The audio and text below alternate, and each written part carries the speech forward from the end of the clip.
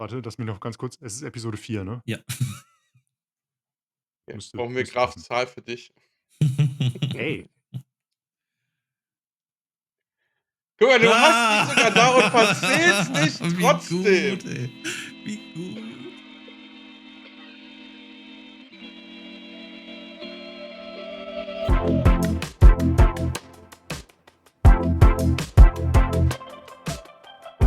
ja, moin zusammen. Herzlich willkommen bei, wie wir gerade festgestellt haben, Episode 4 des Pixel Buddy Podcasts. Ich lerne immer noch zählen, aber wir kommen wieder, ne, Episode 4. So, ich bin Micha und bin heute zusammen mit Tristan Hallo. und mit Michi am Start. Hallo. Und wir haben euch wieder einen Blumenstrauß von Themen mitgebracht. Letzte Woche ist tatsächlich, oder die letzten 2 Wochen ist relativ viel passiert. Und wir haben, ja, wie gesagt, einiges, wo wir uns heute durcharbeiten. Äh, Das Aktuellste ist wahrscheinlich gerade die Mario Kart Direct, würde ich behaupten. Ähm, Es gab gestern eine 15-minütige Präsentation, in der ursprünglich angekündigt war, dass Nintendo uns davon überzeugen möchte, warum das neue Mario Kart 90 € im physischen Wert ist und 80 € digital. Ob sie das geschafft haben oder nicht, liegt wahrscheinlich im Anbetracht, also, das kann sich jeder selber überlegen. Aber es wurden tatsächlich eine Menge Sachen gezeigt, die im Vorfeld noch unklar waren, und anders als ich das von Nintendo bei so 'nem Spiel wie Mario Kart gewohnt bin, scheinen auch noch viele Sachen, nicht geklärt zu sein oder zumindest noch nicht komplett geklärt zu sein. Man kann sich vieles denken, aber, ja, gehen wir mal ganz kurz durch. Also, zum einen wurde erwähnt, dass, also, wie der Open-Roam-Modus, Open-Welt-Modus aufgebaut ist. Es gibt, super viele Geheimnisse da, wie zum Beispiel die P-Blocks, wo man Münzen sammelt, also so kleine Missionen mehr oder weniger, die man da ausführen kann. Es gibt 2 große Multiplayer-Modi, den Grand Prix und den Knockout-Modus. Den Ich bin mir nicht ganz sicher, ob es den schon mal in anderen Spielen in der Form gab. Also, ich habe den als Modus immer mal wieder gesehen, aber über mehrere Runden hat das fast schon was von 'nem kleinen Battle-Royale-Modus. So, man muss von, weiß nicht, 24, 26 Fahrern mindestens an Stelle 18 kommen zum Beispiel, um in die nächste Runde zu kommen. Dann geht's mit derselben Besatzung weiter. Man fährt zur nächsten Strecke. Danach muss mindestens auf z Platz 12 sein, um weiter durchzukommen. Und nach den Eindrücken, die man so hören konnte, scheint das so das Ding zu sein, was die Leute am meisten zum Schwitzen gebracht hat. Und mein persönliches Highlight ist, dass der Battle-Modus zurück ist. Das kann man sagen, den gab's immer schon bei Mario Kart, aber sie haben's einfach seit dem N64 für mich persönlich nicht mehr hinbekommen, den wirklich spannend zu gestalten, weil halt immer in irgendeiner Form die Möglichkeit da war, dass man sich neue Ballone dazu holt. Und, jetzt scheint's endlich wieder so zu sein, dass man 'ne bestimmte Anzahl an Ballons hat, und wenn sie weg sind, sind sie weg, dann ist das Spiel vorbei. Was das Ganze potenziell wieder richtig spannend macht, vor allen Dingen in Kombination mit 'nem Online-Modus. Bin sehr gespannt darauf. Ja, der Ballonmodus, der ist, tatsächlich, der hat's mir auch angetan. Aber ich Nice. muss auch sagen, die Free-Roam-Missionen, wir wissen jetzt noch nicht genau, was da alles kommt, ne? Außer Münzen sammeln oder so, habe ich jetzt gesehen. Da bin ich gespannt drauf. Vielleicht haben wir da auch noch ein bisschen mehr. Und den Teammodus, ich glaube, den habe ich so auch noch nicht gesehen. Ich weiß nicht, ob der vorher schon mal da war? Der Teammodus, also Open Roam mit anderen Leuten, meinst du? Ne, du kannst, Ne, ne, dass du als im Team Team gegeneinander gegeneinander fährst. fahren. Ach, das ist Ich irgendwie an mir habe vorbeigegangen. ich Geil. habe beim letzten Mal schon gesagt und ich sage es wieder, das ist Mario Kart Forza Horizon. Das ist halt ja, was auch bei Ja, Forza Horizon geht und das ist nicht negativ gemeint. Das ist nicht negativ gemeint. Das ist absolut positiv. Also, ich habe mir das angeguckt. Ich muss dazu sagen, ich finde, 'ne Direct war's nicht wirklich irgendwie. Also, keine Ahnung, dafür war's mir 'n bisschen zu wenig, aber, war geil. Also, ich freue mich mega. Ich bin tatsächlich nicht der größte Fan von Mario Kart 8 gewesen. Ich weiß nicht warum, aber irgendwie war das so nur okay für mich.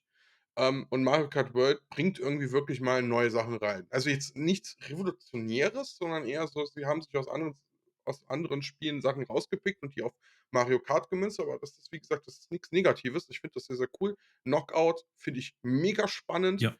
Ich liebe solche Systeme und dann mit 24 Fahrern in Mario Kart Chaos Manier, geil. Freue ich mich. Das ganze Free Roaming mit den Freunden, du kannst hier eigene Grand Prix zusammenbauen, auch noch, und sagen: „Ey, wir wollen 'n Klassik Grand Prix machen, nur mit den Dingern“, oder du fährst von, Strecke zu Strecke, was ich auch unfassbar geil finde, um ehrlich zu sein. Also, da ist sehr, sehr viel drin. Ich finde, Preisdiskussion, ich habe die unpopuläre Meinung, ich denke, 90 € finde ich 'n bisschen viel, 80 € finde ich für das, wonach es jetzt gerade aussieht, sehr gerechtfertigt, weil da steckt sehr viel hinter und gerade, wo ich wirklich, was ich super toll fand, ist einfach die Grafik, die Animation, alles, da merkt man wieder, das ist Nintendo-Qualität. Da ist jedes bisschen, sieht so gut aus, so flüssig alles und herrlich, ja. Also, klar, es ist jetzt nicht der Riesensprung von Mario Kart 8, ähm, weil sie die Power eher auf die 24 Fahrer, auf das Open World und vor allem auf dynamische Belichtung und so was gesetzt haben. Aber das ist absolut okay. Also, es ist 'n Mario-Spiel. Ja, mit dem Preis bin ich leider auch nicht überzeugt. Also, sie haben ja gesagt, sie wollen es, dass man, sich das anschaut und dann überzeugend rüberkommt, aber absolut irgendwie nicht. Also 10er weniger bin ich auch dabei, 70, 80, aber dann 80, 90, weiß ich nicht. Vor allen Dingen, es ist jetzt nicht, speziell für dieses Spiel, teilweise, aber, der Game Chat, der also, man hat's gesehen, 4 FPS, wenn man den anderen zuschauen will, weiß ich nicht. Also, ob sich das da Ich glaube, warum es man sind 7 dann so FPS. Werbung macht dafür. Ja, die Spezifikationen für den Game Chat sind anscheinend geleakt irgendwie, für irgendwelche Entwickler haben das anscheinend so 'n bisschen rausgepackt. So, das ganze Betriebssystem hat anscheinend bekommt einen Core, 2 Gigabyte RAM und ich glaube, irgendwas um die 3% von der Grafikleistung oder so Mhm, was zugeschrieben. Das heißt, bis auf den Arbeitsspeicher, was erstaunlich viel ist im Gegensatz zur Switch 1, so der Vergleich sind da ich glaube, das waren da 800 MB oder so, die das Betriebssystem zur Verfügung hatte. Und da fällt halt der Gamechat und alles mit rein. Da finde ich, die 3%, ähm, das ich verstehe, warum es so aussieht, wie es aussieht. mhm, ja, Und wenn es, funktioniert, dann ja, okay, dann ist es halt so. Ähm, ich glaube, die meisten Leute werden wahrscheinlich trotzdem weiterhin irgendwie Discord nutzen oder, ja, ja. Aber es wäre schön gewesen, weil das würde ja halt genau dieses Feeling, du sitzt auf der Couch und kannst in, sage mal, Splitscreen mit den Leuten zusammen, das spielen aber wenn so, sage mal, wenig FPS rüberkommen, dann ist das Feeling schon wieder weg. Also, ich finde das mit dem Game Chat grundsätzlich finde ich das mit dem Game Chat alles ziemlich, ziemlich geil, auch wenn es sehr gimmicklastig ist, aber auch so was wie mit du siehst halt, die Gesichter der Leute bei den Karten ist supergeil, sogar im Local, finde ich super cool. Ist sehr gimmickhaft, dafür finde ich auch die Kamera einfach viel zu teuer, bin ich ehrlich, auch wenn ich das Feature mag. Liebe ich jetzt schon, aber es ist alles so der Preis, der macht einem alles madig. Das mit den geringen FPS finde ich nicht so ich persönlich nicht so störend, weil es geht hier eher darum, dass du so mal kurz runterlinst, so guckst, wo ist der grade oder was ist grade passiert und du guckst ja nicht aktiv da drauf. Also, ich finde das nicht so störend und mehr FPS bei 4 Übertragungen gleichzeitig ist es nicht nur 'ne viel höhere GPU-Last, sondern auch grade fürs Netzwerk, also, was du da an Daten rüberpushst, nur um das zu sehen, dafür, dass du ab und zu mal runter ja, guckst. guter Punkt. Ich glaube, das ist schon Ja, es ist stimmt. schon sinnvoller. 'N bisschen komisch finde ich oder was ich hätte cool gefunden, wenn die Switch 2 so 'ne Art Widescreen-Mode gehabt hätte für ihre Spiele mit Game Chat, dass du diese Balken nicht hast bei dem normalen Spiel. Das fände ich, wäre noch so der Tick besser gewesen, weil ich finde das viel störender mit den Balken, also, dass du eher so dein eigenes Bild dann wie 'n Bildausschnitt wirkt oder verkleinert, statt einfach dann irgendwie zu sagen: „Okay, weißt du was? Widescreen ist jetzt keine neue Erfindung. Mhm. Dann, wenn wir 'n Spiel mit Gamechat haben, dann machen wir das halt noch irgendwie so 'n bisschen für diesen Modus.“ Das hätte ich noch geiler gefunden. Aber ansonsten super cool. finde ich geil, ist halt die Frage, wie viel wird's wirklich genutzt aufgrund des Preises der Kamera? Das ist das, was ich mich frage. Äh, nur ganz kurz, Ja. die Kamera, es gibt ja so eine Special Edition, die Piranha-Version, Von die Hori, ne? Ja. ist super cool irgendwie, aber die hat auch nur 480p und kostet 60, 70 Euro oder so. Ja, es ist Ne, die ist günstiger. Die kostet, glaube ich, 40, ja, meine ich. aber trotzdem, ganz Mhm. ehrlich, also, was soll 'n das? Das ist aber auch die ist nicht von Nintendo, nur, Die ne, ist von ist 'ne Hori, Third ja. Ja. Party. Ja. Ich glaube, ich habe auch noch eine Korrektur. Ich bin mir nicht ganz sicher. Ich meine, wir haben das beim letzten Mal, als wir über die Direct gesprochen haben, nicht ganz richtig erfasst. Und zwar gibt es jetzt ja auch dieses Game Share Feature. Und ich bin irgendwie davon ausgegangen, dass es so funktioniert wie bei dem DS, dass sich quasi jemand eine Version runterlädt und eine reduzierte Version und dann dass man zusammenspielen kann. Es ist aber tatsächlich so, dass es ein Streaming-Feature ist. Und zwar nutzt das dieselbe Technologie, die beim Wii U Gamepad, Ah, genutzt wurde. okay. Und man kann, quasi von einer Switch 2 zu einer Switch 1 oder Switch 2 die eigenen Inhalte rüber streamen für die unterstützten Spiele. Und, dann zum Beispiel bei einem Splitscreen Spiel hat jeder, ähm, quasi seinen eigenen Bildschirm vor sich. Man muss es dann nicht vor sich aufbauen und nebeneinander setzen, sodass beide auf Mhm. denselben Schirm gucken, sondern jemand kann auch seine Switch 1 zum Beispiel dafür benutzen. Okay, Finde ich das ist von cool. daher Das wusste ich nicht. Das ist gut, ja. finde ich ist halt die Frage, ob das viel genutzt wird, ne? Also, ich glaube, es sind schon die ersten dieses, von dem deutschen Entwicklerstudio Schienen oder Schinnen, ich weiß grade nicht ganz genau, wie man's ausspricht. Diese Fast-Reihe von denen, die wird das auch unterstützen. Also, es ist also für Third Parties auch freigegeben. Ich bin gespannt, ob so was wie heißt dieses Splitscreen-Spiel, was grade rausgekommen ist? Split Fiction, Split glaube Faction. ich? Split Split Fiction, Faction, ja. ja. Von Genau, Hazelight ob Studios, ja. das wäre zum Beispiel fantastisch für so was, ne? Tatsächlich, Ähm, ja. Aber das Spiel basiert ja auch 'n bisschen darauf, dass du immer im Splitscreen bist und das immer siehst. Selbst bei Online-Spielen siehst du ja immer, was der andere grade macht. Da finde ich's tatsächlich nicht so sinnvoll, weil das ganze Spiel ja darauf ausgelegt ist. ja, du Ähm, streamst aber ja deinen gesamten Bildschirm rüber zu Switch 1, nicht nur irgendwie den von Spieler 2 oder so. ach Das heißt, so. beide hätten aber die Möglichkeit quasi, 'nen eigenen Bildschirm vor sich zu haben und müssen sich nicht so So. nebeneinander kauern in 'nem Zug Ich oder habe so das was jetzt zum anders Beispiel. verstanden. Also, ich habe das verstanden, dass du 'n Splitscreen hast und quasi nur der Teil des Screens, den du sehen sollst, nur übertragen wird. Das fände ich viel sinnvoller.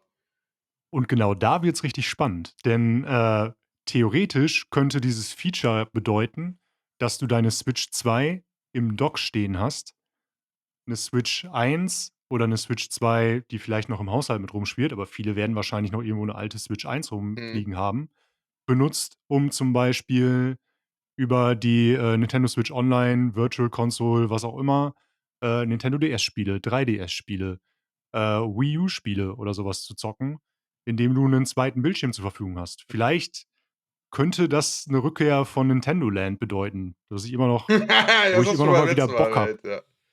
Ja, ich Also will die Minispiele wieder zocken. ja. Also, ich fände es auch für Splitscreen interessanter, weil die Switch 2 ist ja in der Lage, bis 4K outzuputten, ne? Egal jetzt ob nativ oder nicht. Es geht nur darum, sie kann theoretisch 4K. Das heißt, es sollte ja eigentlich auch kein Problem sein zu sagen, wir splitten diesen 4K in 4080p, weil 4K ist ja einfach das Vierfache davon und kann dann quasi per Streaming diesen 1080p-Ausschnitt einfach auf die anderen Switche verteilen. Das finde ich ja viel interessanter als Splitscreen-Modus.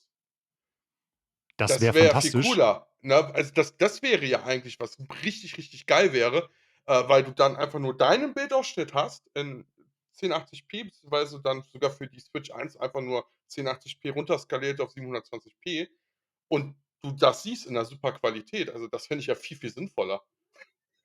Die sollen bitte das Feature bringen, nicht einfach nur den Screen duplizieren. Das ist doch Ja, viel geiler, weil so habe ich das grade verstanden. ich finde es halt schon spannend. Theoretisch, was mir hier impliziert wird, was man nicht genau also, wo ich zumindest noch keine Infos zu gefunden habe, ist, bedeutet das, dass die Switch 2 wieder in der Lage ist, sich quasi 'n eigenes WLAN aufzubauen oder braucht man dafür 'n Router?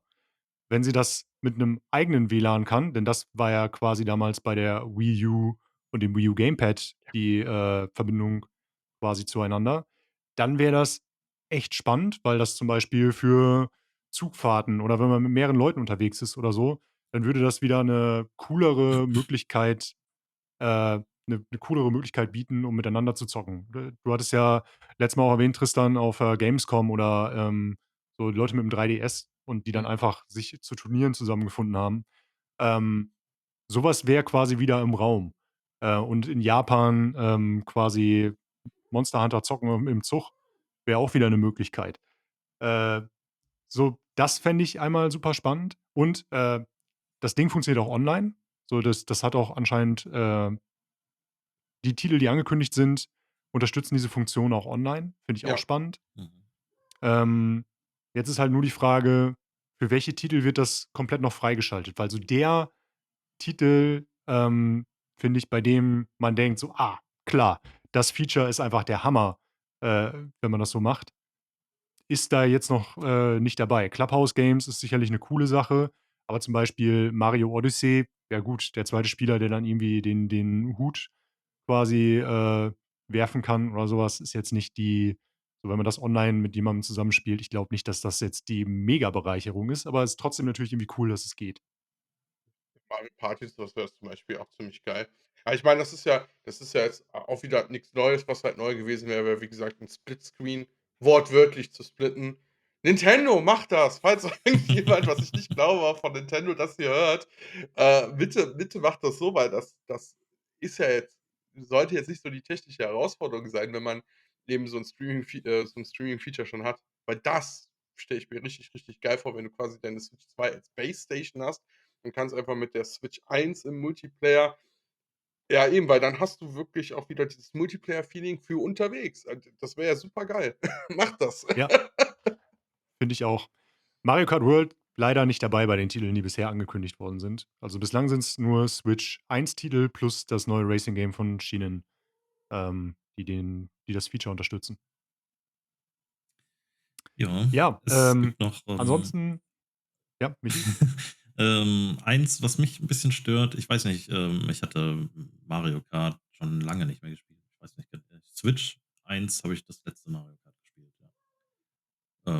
Müsste eigentlich. Und, ähm, es gibt dieses Rubber-Banding-Effekt. Das heißt, wenn je weiter hinten du bist, desto bessere Items bekommst du, um wieder nach vorne zu kommen. Weiß ich jetzt nicht, ob das gut ist. War schon immer bei Mario Kart. Das ist kein Ja? Ja. Rubberbanding. Entschuldigung, aber das ist So 'n Rubberbanding ist so bisschen was anderes. fühlt es sich so an, ne? Ja, Ja, aber Rubberbanding ist, glaube ich, auch immer mit drin gewesen, also, dass du tatsächlich schneller fährst, wenn du, hinten im Feld fährst, damit du wieder aufschließen kannst. ja. Dass es auch anders geht, haben früher Spiele wie Blur gezeigt oder so, wo das ganze Itemfeld so ausbalanciert ist, dass jeder zu jeder Zeit jedes Item bekommen kann, weil die halt klar gekennzeichnet sind wie im Track. Mhm. Ähm, Ob Mario also Kart ich hat halt so schon immer den Chaosfaktor irgendwie gefördert. Ja, das ja. stimmt. Ja, das ist ja auch kein kompetitives Spiel, also, finde ich. Also, für mich, das war immer Sagst schon du? ein Ja, Partyspiel. stimmt. Ja, Es es gibt ist Leute, die sehen das anders. es Für gibt mich ist das Turniere schon immer ein dafür, ja. Partyspiel. Ja, aber für mich war's schon immer 'n Partyspiel. Aber haben die da auch nicht besondere Regeln oder so was? Ich weiß es nicht mehr. Aber Ja.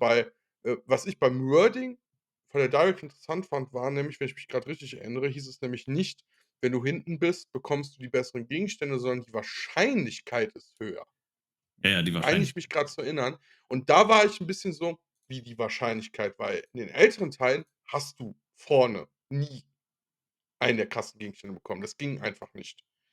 Und das klang jetzt so mit: „Ah, das könnte vielleicht doch passieren“, was ich interessant finden würde, wenn du dann aufm ersten Platz irgendwie, auf einmal, 'n Blitz oder so was kriegen kannst.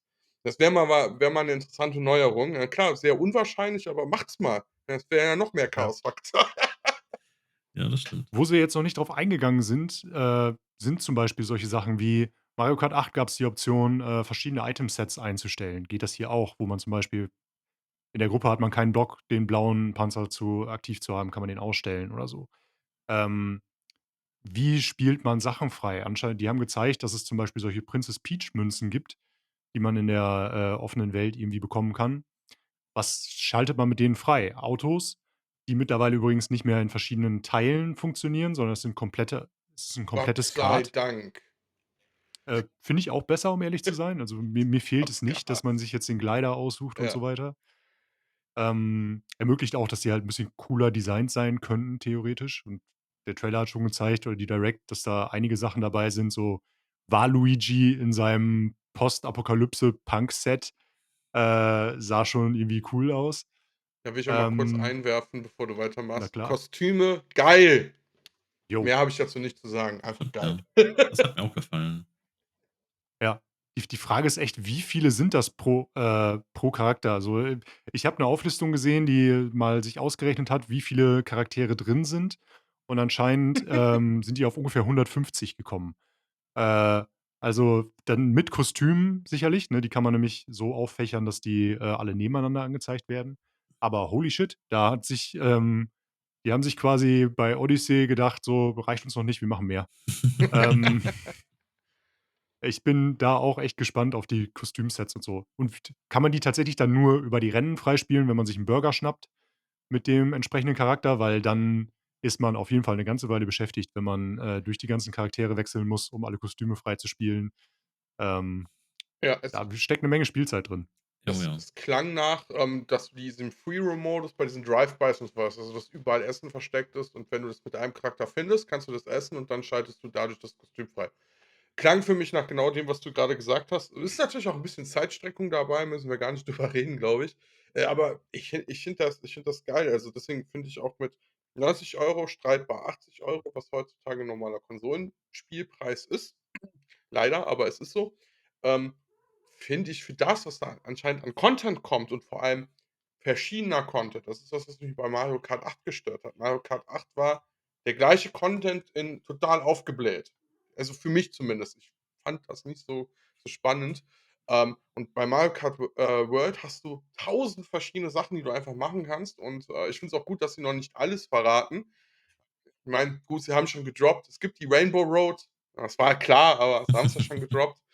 Ähm, aber sie haben ja auch einige Sachen angehend gesagt, das müsst ihr selber herausfinden. Finde ich gut. Es muss nicht alles im Vorfeld komplett erklärt werden, sondern lasst doch die Leute das selber herausfinden. Ist ja auch irgendwo Teil Auf des jeden Spiels. Fall. Ja. Zeigt eigentlich auch, dass sie sehr, viel Vertrauen in das haben, was sie da geliefert haben, dass sie's Ich nicht glaube auch zu übererklären. Recht, ganz ehrlich. Zu Ja. Recht. Was denkt ihr, Bossfights, ja oder nein? Sind Bossfights mit drin? Wäre schön. Ich warte Könnte. bis heute auf 'n Diddy Kong Racing 2, also Ja. Diddy Kong auch noch nicht drin. Hat auch noch keiner gesehen. Wo ist Link? Wo ist Kirby? So. Kommt noch. Ähm, die kommen noch, ja.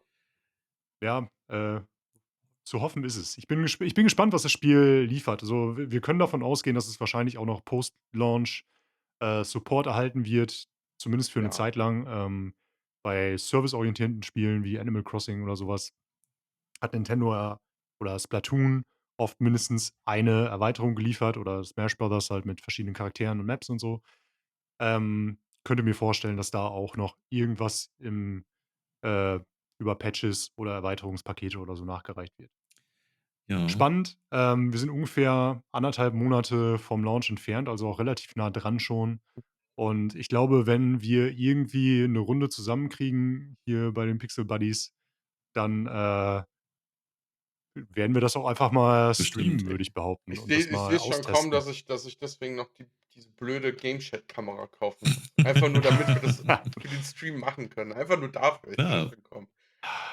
Ich habe sie Ah, ich habe sie zum Testen mit vorbestellt. Ich weiß noch nicht, ob ich sie behalten werde, aber ich werde die auf jeden Fall austesten. ich ähm, überlege es mir noch. Ich Kannst glaube, dass die zu Release zu bekommen, wird nicht das Problem sein. Nein, glaube ich auch nicht. eine Sache Genau. wurde, jetzt heute gestern ist aufgefallen, dass bei den Artikelbeschreibungen bei Nicht-EU-Versionen, VRR-Support fehlt jetzt. Wurde rausgenommen. Für die, TV-Version, ne? Ja, Für die, für die Dock gedockte für Version. den Dock-Modus, ja. Genau, Aber die haben die nur bei Seiten verändert. Habe Nicht-EU? ich auch gesehen. Ja, überall rausgenommen, außer bei der EU. Da ist es noch drin. Hä? Ja. Was?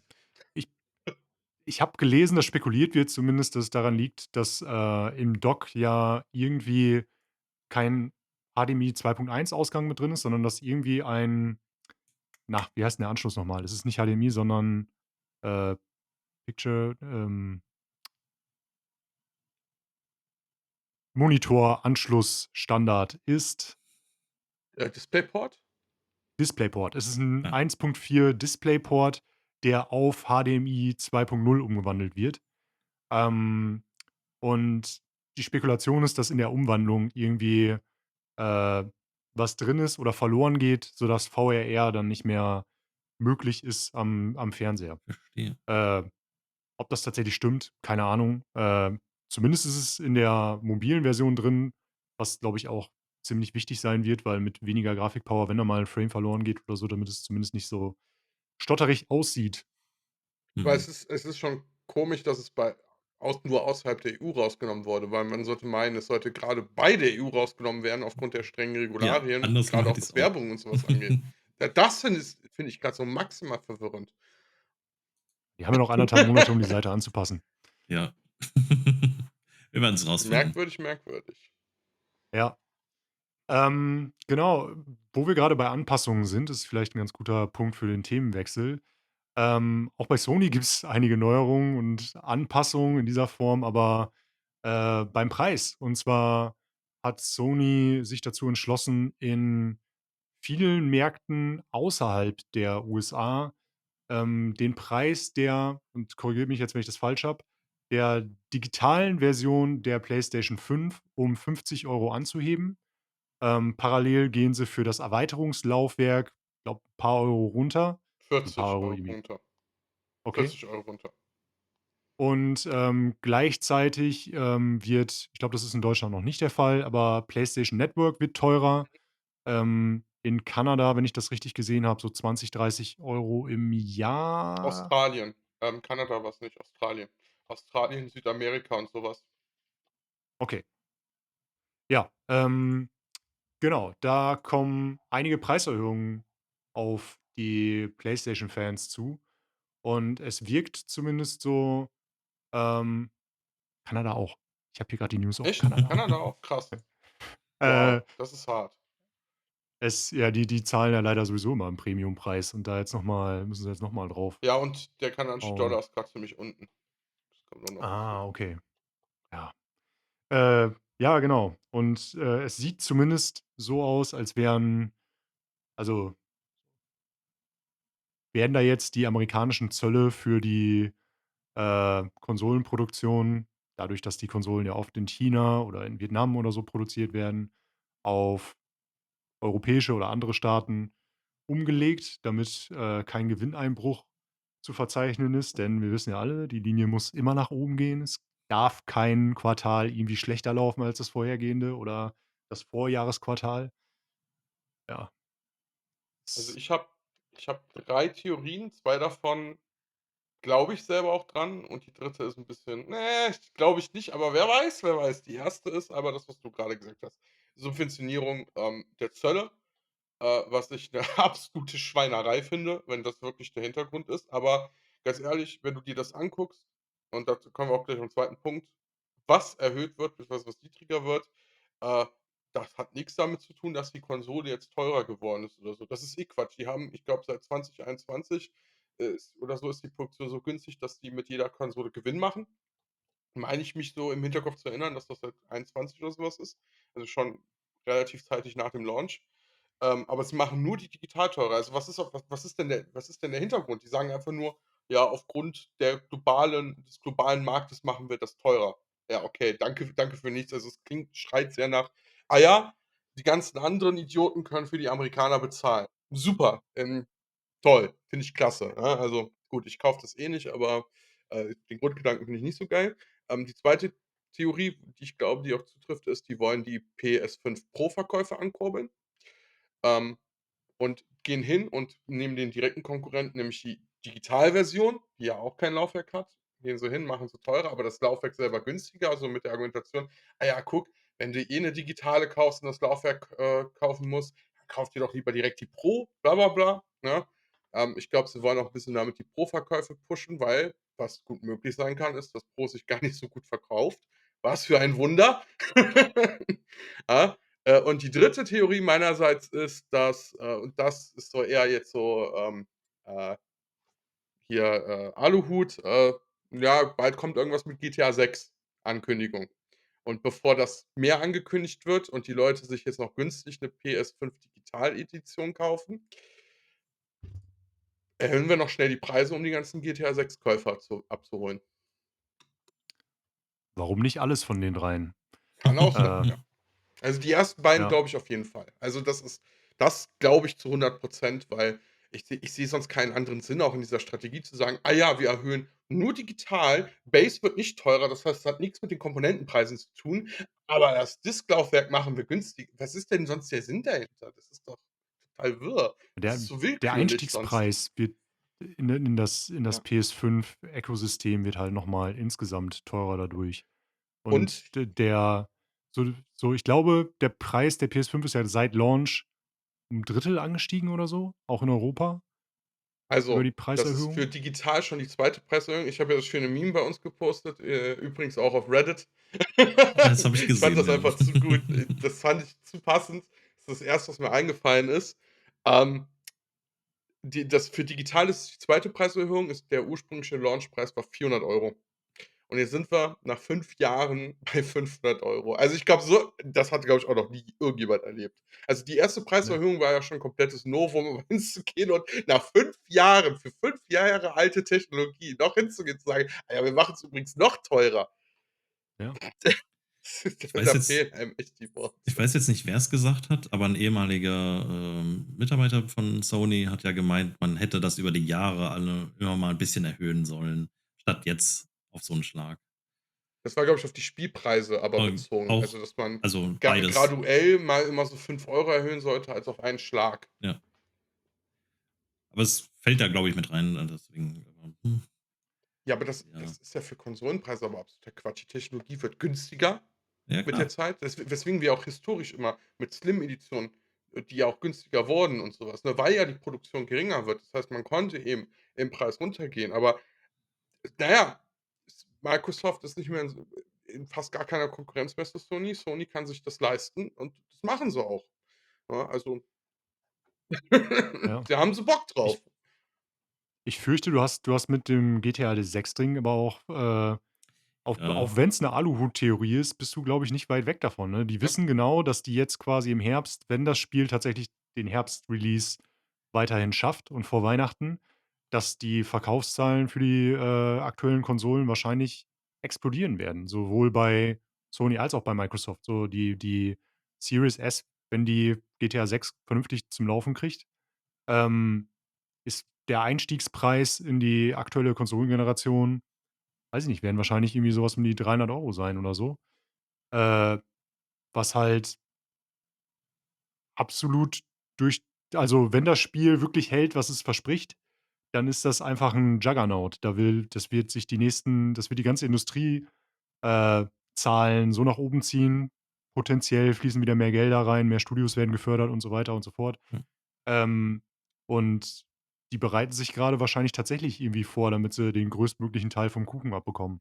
Durch die Blume haben es ja schon einige Studios gesagt, wenn GTA wirklich mit 100 € oder 110 € da aufartet, dass die da gleichziehen werden. Also, ja. Und ich sehe es schon kommen und da wird GTA 6 nicht mehr so krass werden. Ja, das kann ich mir nicht vorstellen. Also, jetzt geben 70%. Also, GTA 5 ist 'n super Spiel, aber ich weiß nicht, wo dieses Podest herkommt. Ich sage es, wie es ist. Es ist 'n super Spiel, es ist grandios. Aber dieses Podest, auf das es es ist gehoben halt wird, das verstehe ich es ist nicht. halt GTA. Ja, Es war schon immer irgendwie ich habe, glaube ich, GTA mit, 2 angefangen und das war schon immer irgendwie, an der Spitze mit dabei. Zumindest, bei den Leuten, die gesagt haben: „Ja, hast du das gespielt? Ja, äh.“ Ja. Es gibt jetzt auch Gerüchte, dass es verschoben wird, aber ich bin immer noch der Meinung, dass es November sein wird das mit Release. ich glaube nicht, also, selbst ein GTA 6 kann sich das bei dem Hype aktuell, glaube ich, nicht mehr erlauben, jetzt noch mit Meinst du? Ich Rüstung glaube reinzuballern. ich glaube, Glaube Rockstar ich kann sich nicht. da alles erlauben. Rockstar Also, wie ja, gesagt, aber Take-Two wahrscheinlich nicht. So, die sind an der Börse, Das stimmt, ja. die werden versuchen, und wenn die das nur stückchenweise auf den Markt bringen und erst mal nur den Online-Modus oder nur den Singleplayer-Modus und dann paar Monate später nachliefern, äh, der Kurs von denen wird komplett wegbrechen, wenn die das Spiel verschieben. Ja, ich glaube, das ist nicht mehr drin. Dafür ist das auch alles einfach viel, viel zu groß geworden. Deswegen glaube ich auch, also, ich glaube, GTA 6 wird dem nicht gerecht. Was hier gerade aufgebaut wird, wird nicht das können sie gar nicht gerecht werden. Also, und wenn Oder sie sie es doch übertreffen schaffen, es. dann bin ich tatsächlich ach, das Gleiche. Also, es ist so, wie Leute teilweise über GTA 6 sprechen, da denkst du, Jesus kommt grad wieder auf die Erde. Tats Also wirklich, so Second Coming of Jesus ist das mit GTA 6 in der Hand, weißt du? So klingt das, teilweise, wie die Leute darüber reden. Also, ich weiß nicht, ich sehe da irgendwie echt 'n großen Crash kommen. Ich weiß nicht, ein ich habe das auch so im Gefühl. Ich weiß es nicht mehr genau, was es war. Einer der Entwickler, also der größeren Entwickler von, GTA 6, hatte auch irgendwas mit, realistischer Grafik gesagt. Jetzt nicht, speziell zu GTA 6, aber, da wären dann halt auch wieder so die Sachen, ne? Wie sieht die Ja, aber Grafik dann am realistische Ende Grafik, aus? ja, was kannst du denn aus den Konsolen rausholen? Das ist halt auch Das noch ist mal die so der das Punkt. ist die Sache, ja. Ja, also, das ist jetzt 5 Jahre alte Hardware. Punkt. Ja, aber wenn du dir anguckst, so GTA 5, egal, das sieht ja auch heute immer noch echt passabel aus, ne? Aber Mhm. basiert auf Technik, die auf 'ner PS3 relativ ordentlich zum Laufen gebracht haben damals. Ähm, Ich habe es zumindest auf der PS3 damals gespielt und ich war Ich habe es auf nicht der habe 360 gespielt, es war 'ne Katastrophe. war beeindruckt damals von dem, was es da irgendwie geliefert hat. Und, so allein der Sprung von GTA 5 zu GTA 6, auch wenn das Spiel jetzt vielleicht nicht, fotorealistisch sein wird oder so, die haben trotzdem halt über 10 Jahre an neuen Grafiktechniken und so, und 'ner neuen Engine, die müssen nicht so Red Dead Redemption 2 auf der PS4 sah unfassbar gut aus und war 'n Open-World-Spiel. Ist immer quasi noch von der Detailfülle und von der Lebendigkeit der Welt und so, 'n Spiel, was irgendwie ganz oben mitspielt, egal ob Spiele halt grafisch theoretisch von der Technik her besser sind. So was das einfach als Gesamtkonstrukt liefert, Mhm. ist es super beeindruckend. Ich gehe davon aus, dass selbst wenn das Spiel jetzt inhaltlich oder storytechnisch oder vom Gameplay her nicht, ähm, das liefert, was diesen Sprung von der letzte Teil ist halt 12 Jahre alt, was dem gerecht werden könnte. So allein das, was die in 'ner lebendigen Welt irgendwie mit 'ner neuen Konsolengeneration, schaffen können, wird super spannend. Und ich könnte mir vorstellen, dass sie das zumindest liefern. Da gehe ich mit dir mit. Also, da war ja auch GTA 5, super. Aber mir geht's tatsächlich um Gameplay und um Story, also um eigentlich die Elemente. Und wie gesagt, da sehe ich GTA 5 nicht auf dem da sehe ich auch RDR 2 nicht auf diesem Podest, worauf es immer gestellt wird. Also, ich weiß nicht, also die Mhm. Leute, was ich immer höre, ist genau das, was du grad gesagt hast. Die Welt ist ja so lebendig. Ja, gehe ich mit, aber keine Ahnung, das sind gute Spiele, aber RDR 2 zum Beispiel hat mich komplett verloren mit diesen ewig langen Ritten. Was soll der Scheiß? Ne, Ja. als Beispiel. GTA 5 GTA 5 war auch super. Es hatte sehr coole Momente auf jeden Fall, aber gameplay-technisch zum Beispiel finde ich auch sehr, sehr belanglos eigentlich. Also, RDR 2 war beziehungsweise Red Dead Redemption an sich war ja ein gameplay-technisch ganz gut okayes Spiel, aber overall fand ich's mega. Also, Design hat manchmal 'n bisschen gehakt, aber auch die Story hat mir super gefallen, muss ich schon sagen. GTA 5, dafür das verstehe ich halt nicht. Die haben so viele, kostenlose DLCs auch für den Online-Modus rausgehauen, aber für den Singleplayer ist da eigentlich gar nichts gekommen. Gar nix.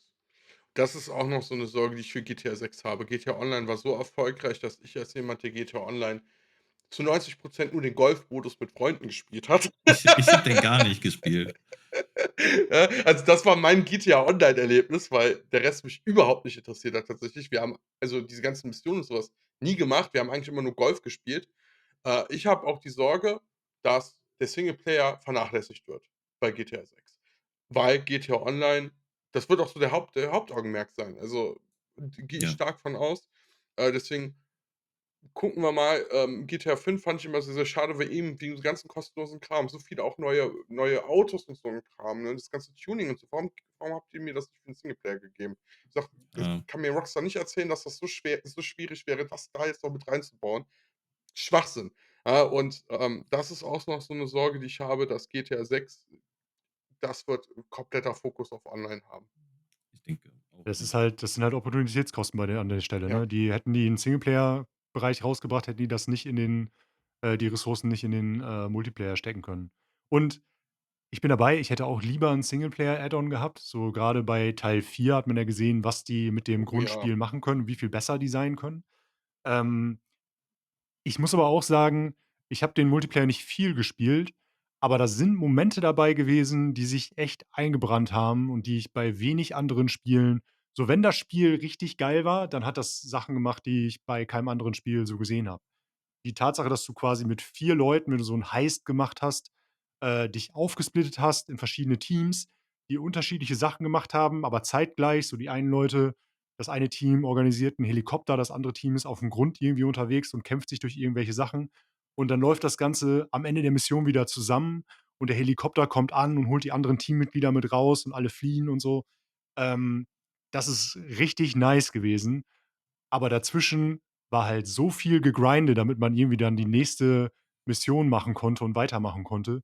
Aber das Spieldesign von diesen Heists, von diesen Missionen war hammergeil. Also, Okay. die a das macht halt irgendwie kaum einer, also, ich habe es woanders noch nicht so gut ausgeführt gesehen. So dieses jeder macht sein eigenes Ding, das fließt wieder zusammen. Das ist quasi It Takes Two, für Bankräuber. Payday Ja, ist d 'n das super heißes Spiel, ja, aber es ist anders. Also, wenn du sagst so, die können komplett unterschiedlich dann mit dem Helikopter so was, habe ich da auch noch nicht gesehen, ja.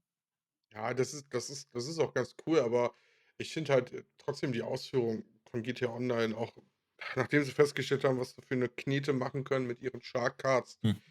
ist auch wirklich, also, wenn man mal die Ökonomie in GTA Online vergleicht am Start, so wie es jetzt ist ja auch 'ne absolute Katastrophe. Wir sollten 'ne Also Special-Folge zu GTA machen. ja, wir haben eigentlich mit PS5 Preiserhöhungen angefangen, ne? Und sind jetzt Ja, da das ist 'n kurzer Weg gekommen. von der PS5 zu GTA. Ja, aber wie Was gesagt, das ist meine mehr Alu-Theorie, aber wenn in den nächsten 2 3 Wochen 'ne Ankündigung zu GTA 6 kommt, dann stehe ich dazu. Das war auch 'n Grund. Ja, Wir werden sehen. selbst wenn's, Frühjahr nächstes Jahr wird. Also, der Grund steht ja immer noch. So, es ist halt es sind mehr Gewinne. Mehr Gewinne. Gewinne sind alles. Ja. Ja, aber Gewinne ich glaube, die die wissen, dass demnächst irgendwas kommt und haben's deswegen jetzt noch gemacht, damit sie auf jeden Fall die Leute abgreifen können. Weil wenn jetzt morgen 'ne Ankündigung zu GTA 6 kommen würde, irgendwie 10 Minuten Überblick über das Spiel, dann würden ja die Leute direkt auch kaufen. Und deswegen, wenn in den nächsten 2 3 Wochen was kommt, glaube ich, war das der Grund. Auch. Demnächst kommt ja 'ne ja, Ankündigung. Wir wissen noch nicht, was genau, aber ja, sehen wir mal. wir rasen, schnell auf das Summer Games Fest zu, die nicht E3. Ähm, bin bin sehr gespannt, was wir da zu sehen bekommen haben, denn wir haben ja so grade mit Nintendo oder so jetzt auch schon 'nen riesen Media Blowout hinter uns. Also, es wird echt spannend, was da alles so angekündigt wird und was am Ende alles 'nen Riesenbogen um, GTA 6 macht, damit die da nicht irgendwie verschluckt werden in dem Release-Zeitraum. Eins von den Spielen, das, da 'nen Bogen drum macht, und zwar in 'ner Art und Weise, dass es vielleicht überhaupt keine Marketingkampagne bekommt oder zumindest wirkt's grade nach Nicht 'ner braucht. Guerilla-Marketing-Kampagne, Ja. ist das Elder Scrolls Oblivion Remake, ähm, das, potenziell zum Zeitpunkt, an dem wir das jetzt grade aufnehmen, innerhalb der nächsten Woche anscheinend gedroppt werden soll. Also, 21., wenn es nach dem AI-Agent der Xbox geht. Dazu muss man aber sagen, die Info vom Xbox Agent, das ist real. Das war wirklich so. Die Frage ist, was war da gefüttert in der Datenbank? Ist der 21. wirklich 'n Release-Datum? Ist das einfach nur die Release-Woche, die ja am 21. beginnt oder was weiß ich? Aber was du grad gesagt hast, ich finde das wirklich so faszinierend. Oblivion Remaster ist ja bis heute nicht mal offiziell bestätigt. Es gibt ja. keine Ja, offizielle Bestätigung dafür. tatsächlich nicht, Und aber ich glaube, ich weiß noch habe noch nie jemals über ein Spiel so dermaßen viel gewusst über die Engine, über das Kampfsystem und was weiß ich alles, über ein Spiel, was nie offiziell bestätigt wurde. Es ist 'n bisschen irre, es ist 'n bisschen nervig auch, weil ja schon öfters immer kam: „Ah, bald kommt der Shadow Drop, bald kommt der Shadow Drop." Aber es ist auch faszinierend und ich frage mich, ob das orchestriert ist oder ob das einfach nur komplett bescheuert passiert ist. Ich ja. kann's nicht sagen. Ja, es gibt ja immer noch Gerüchte, dass Half-Life 3 jetzt in der Endphase in der Entwicklung ist, aber bei Oblivion war es ja so, dass 2023 irgendwie erste Infos aufgetaucht sind in den Reports. Und da haben sie wohl Geld ausgegeben für Remaster Oblivion. Aber es ist natürlich immer noch, wie du sagst, Es nichts bestätigt worden. Ja, Ne? bis heute. Aber wir alle wissen, dass es jetzt bald kommt. Und wir Ja, wissen extrem viel schon darüber, ja? Es gibt ja auch schon Screenshots, die meiner Meinung nach hundertprozentig legit sind. ja. Und es gibt die Infos über das Kampfsystem, was umgeändert worden ist und sowas, ne? Dass es 'n bisschen mehr Souls-artiger wird. Ich glaube, Stamina-Balken und sowas wird mehr mit eingebunden. Also, es gibt schon viele Infos von 'nem Spiel, deren dessen Existenz nie bestätigt wurde. Ist irre. Also, an sich auf jeden Fall auch sehr witzig, wie gesagt, auch 'n bisschen nervig, aber mich würde es wirklich interessieren, ob das die Marketingstrategie ist. Weil sie Für funktioniert. mich Wenn sie es ist, funktioniert sie. auf jeden Fall. Ich meine, Microsoft hat ja über die letzten Jahre auch immer mal wieder 'n Shadow Drop, geliefert, und scheinen damit ganz gut gefahren zu sein. Grade dadurch, dass es halt auch in den Game Pass eingebunden ist, denke ich mal, dass die da andere Ziele haben als: „Wir müssen ab Tag 1 irgendwie 10 Millionen verkaufen, damit sich das Projekt gelohnt hat“ oder so. Ähm, Die nutzen das erste Mal die Unreal Engine. Unreal Engine 5 wird Ja. anscheinend die Engine sein, auf der das ganze Spiel gebaut wurde. Das heißt, Bethesda hat sich endlich mal von der Gamebryo Engine wegbewegt, die irgendwie den Zombie ziehen die jetzt seit weiß nicht, seit der ersten Xbox irgendwie mit sich mit, Ja, aber das ist ja seit, kein Zombie, also ja, okay, du Die meinst, er die lebt ist gar nicht ja mehr, oder? die ist ja jetzt dann kannst du auch sagen, Unreal Engine 5 ist 'n Zombie wegen der Unreal Engine 1.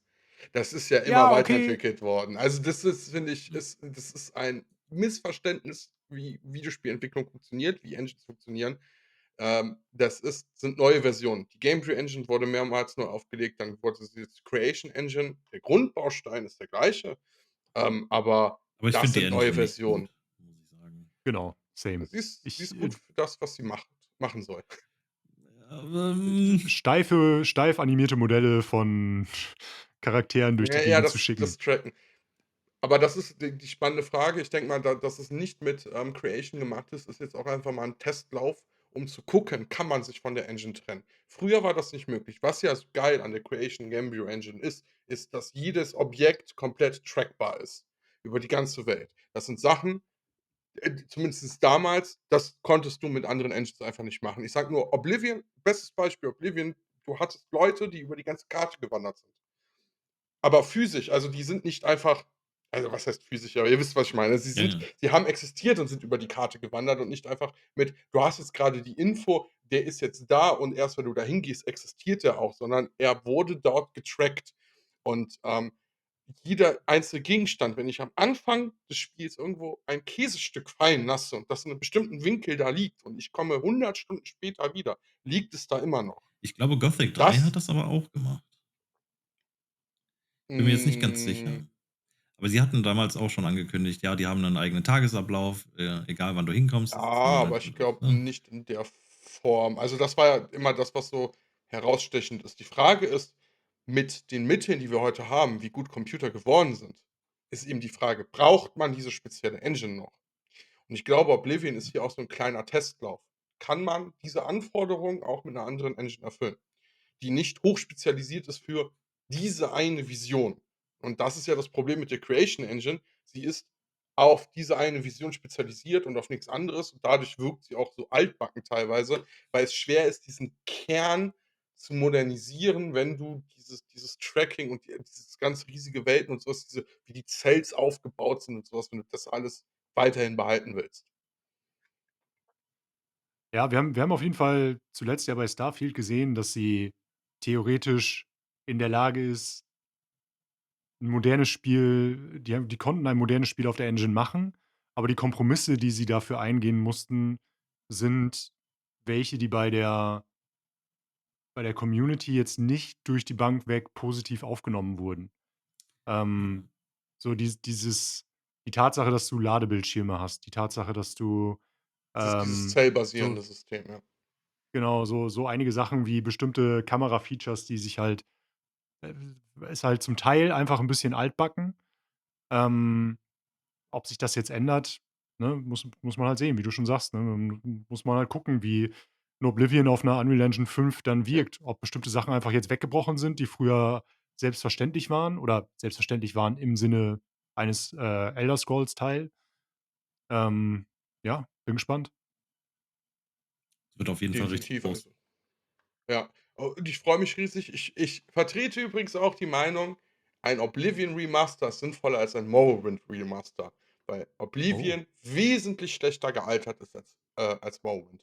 Morrowind funktioniert bis heute perfekt für so, wie Tatsächlich, es ja. gedacht war. Es tut mir leid, aber es ist so, ja, die Leute fangen an, das Spiel zu spielen und sagen: „Oh, das ist aber auch mit dem Gewürfeln und so was.“ Aber das ist ja das Konzept des Spiels. Das ist ja genauso aufgebaut. Es ist perfekt so, wie es ist. Und wenn die Grafik veraltet ist, mein Gott, das kann man sehr leicht modden. Man kann sehr schön, die Grafik noch mal 'n bisschen schöner machen. Dafür wäre 'n Remaster vielleicht interessant gewesen, aber ganz ehrlich, Oblivion hat das viel nötiger. Wer spielt heute mal das ursprüngliche Oblivion? Allein wie die Kamera sich dreht, das mit den Kämpfen und so was.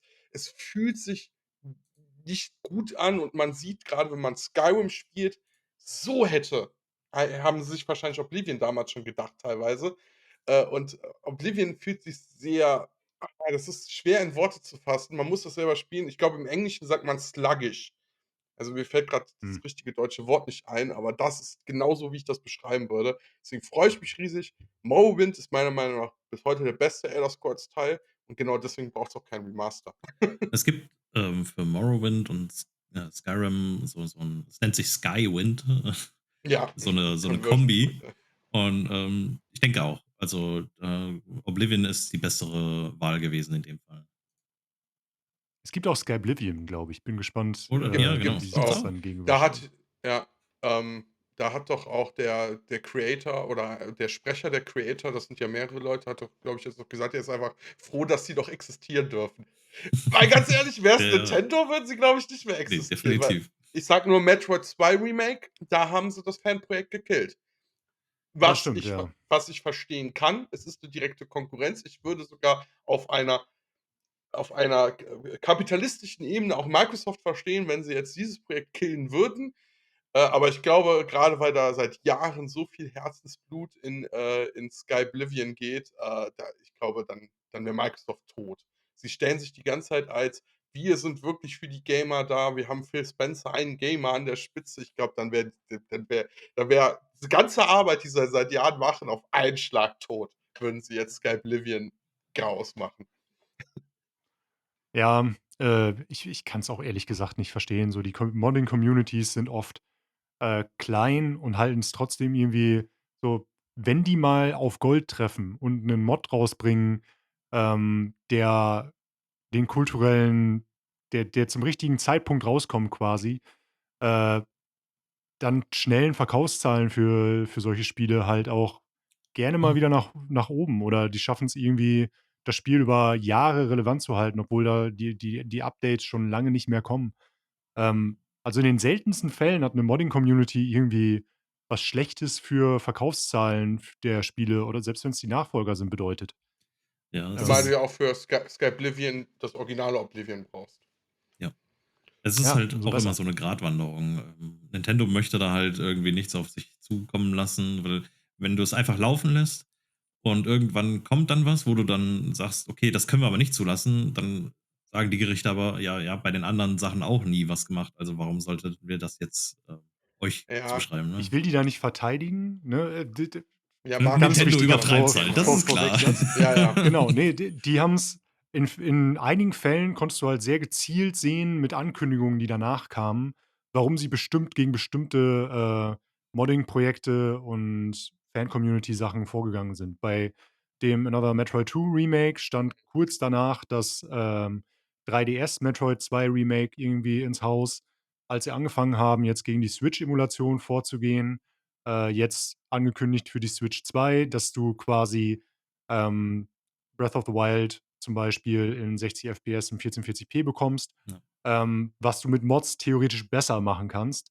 Also, es ist oft irgendwie 'ne Verbindung da. Und wenn's um andere Sachen Hm. geht, wie zum Beispiel Smash Brothers Mods oder Pokémon Mods oder so was, die existieren relativ frei. Also, die gibt's seit Jahren und da wird nicht wirklich gegen vorgegangen. Also, es gibt 'n, extrem coolen, Smash Brothers Mod fürs N64, in dem alle möglichen Third-Party-Maskottchen mit reingearbeitet werden, wie Goemon oder Bomberman oder sowas, die als vollwertige Smash-Charaktere mit Maps, mit sind im tauchen im Intro mit auf und so. Mega nice. Mhm. Gab's nie irgendwelche Schritte von Nintendo gegen. Oder Pokémon-Fan-Mods, die alte Spiele komplett auf links ziehen. Jetzt grade rausgekommen ein, Pokémon meets Mario-Mod, für 'n Game Boy Advance Pokémon, mit 150 Mario-Pokémon mehr oder weniger, die man fangen kann. Aber bei Auch ROM-Hacks nix sind die passiert. sehr, sehr konsequent eigentlich. Also, ROM-Hacks ist ja der größte Kritikpunkt eigentlich an Nintendo, dass die eigentlich konsequent jeden ROM-Hack und jeder, der das irgendwie auf YouTube auch noch, published, am besten noch direkt wegballert. Also, ah, Das kommt drauf an. Die Modding-Community für Super Mario World ist riesig, die, Kaizo-Community und so. ja gut, die haben's ja Ähm, versucht auch selber abzugreifen mit Mario Maker, ne? Also genau, aber die lebt, die gedeiht. So, Mario ja, Maker aber ist ich wieder sage grad tot, mehr wirklich oder weniger ich rede grad grade. nur von Pokémon-ROM-Hacks. Pokémon-ROM-Hacks, immer wenn ich irgendwas Also, von okay. Pokémon-ROM-Hacks höre, ist immer nur, ja, wurde jetzt weggeballert oder irgend 'n YouTuber wurde jetzt gesperrt deswegen oder so was. Also, ah, das würde ich jetzt nicht unbedingt nennen. Aber ne, du hast recht, ist bei Nintendo, das ist ja, das habe ich ja grade eben auch gesagt mit Metroid 2. Da steckt meistens auch eben das mit 'm Konzern dahinter, dass man auch 'ne gewisse Gefährdung sieht des eigenen Marktes. Und ganz ehrlich, bei Metroid 2 stimme ich denen sogar zu. Ich glaube, das Metroid 2 Fan-Remake hätte Konkurrenz gemacht. Plus, Ist es ist besser. kein Mod, es war 'n Fan-Remake mit IP eines Konzerns. Skyblivion ist eine Mod, die die IPs selber auch nutzt, also die Spiele selber auch nutzt und die musst du besitzen, um das zu machen. Plus, Skyblivion, glaube ich, ist nicht mal in Konkurrenz mit dem Oblivion Remaster, weil ich finde, Remaster ist auch 'n falsches Wort. Das riecht alles nach Remake komplett. Und ich glaube, das werden 2 komplett unterschiedliche Spielerlebnisse sein. Mhm. Skyblivion wird die Oblivion-Welt in Skyrim sein, mit Skyrim-Mechaniken komplett, was die auch wollen, was ich auch cool finde. Ich glaube, ich werde auch beides spielen. Skyblivion freue ich mich auch mega drauf, weil, wie habe ich ja grade eben gesagt, so Skyrim ist so das, glaube ich, was sie schon mit Oblivion damals erreichen wollten, aber noch nicht ganz die Vision hatten, noch nicht ganz das hinbekommen haben. Und das Oblivion Remaster, Remake, was auch immer, klingt nach, sie haben sich Oblivion genommen und überlegt: „Wie können wir das komplett modernisieren?“ Skyrim ist kein modernes Spiel mehr. Skyblivion wird kein modernes Spiel sein.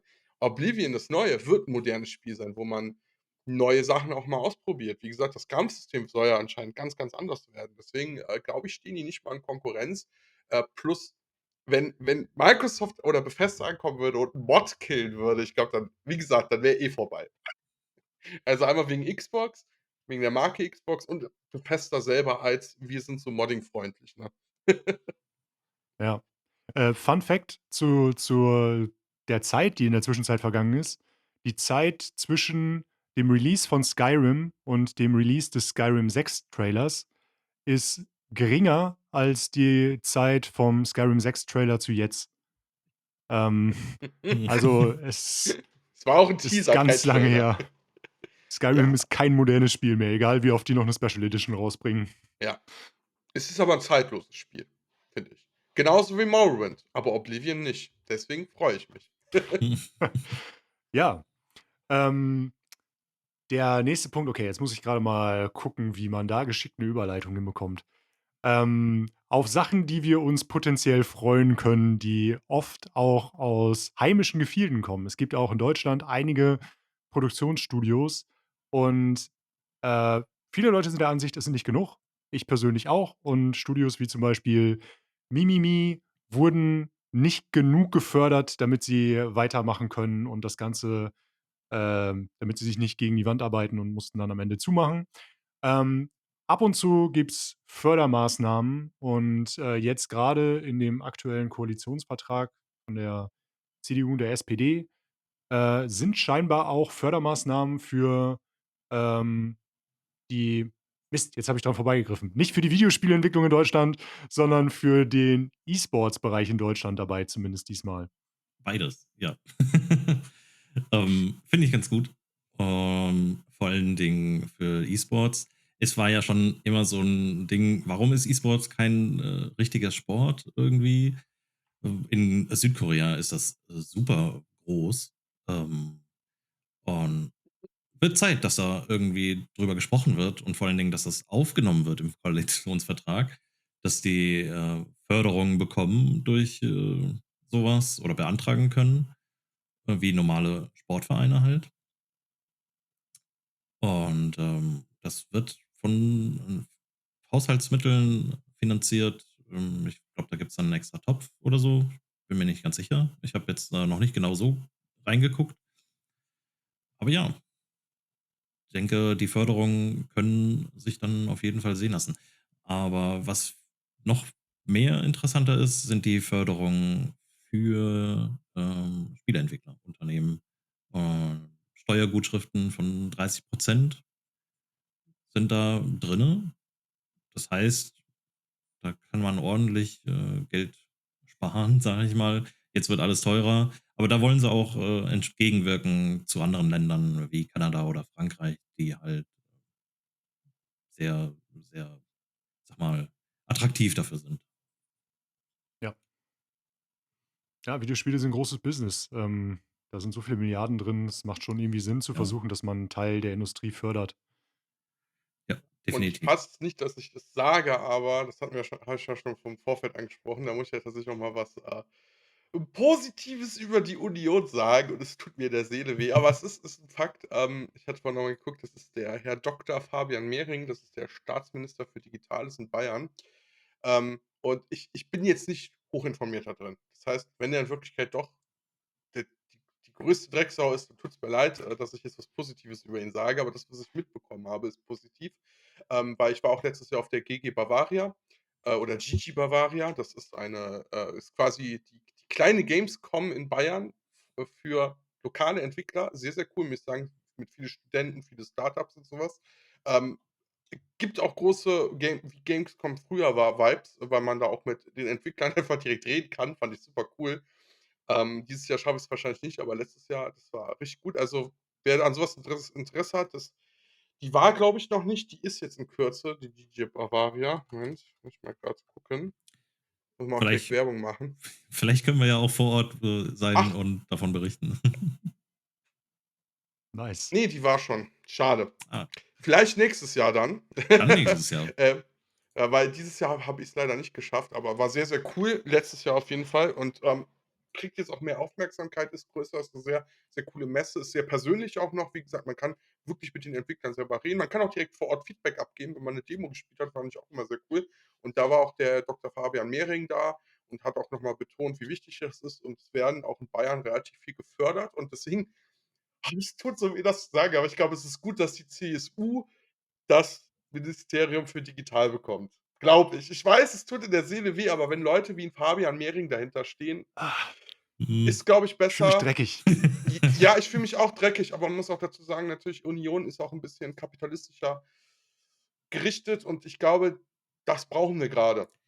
Deswegen finde ich gut, dass so Ja, was auch im Koalitionsvertrag kommt. Ich glaube, es ist gut, wenn wir eben hier diese Förderung bekommen und für solche Themen ist halt die Union leider gut. Muss das man ist muss man halt auch sagen, wie's ist, ne? Ja, das ist halt der Riesenschritt, der gefehlt hat von, böse Killerspiele bis hin zu jetzt, okay, wir geben den Leuten wirklich aktiv Geld, damit sie was Kreatives schaffen können. Lustigerweise warst Ja. du letztes Jahr auf der Gigi Bavaria? Was Ähnliches hat nämlich der Herr Dr. Mehring gesagt.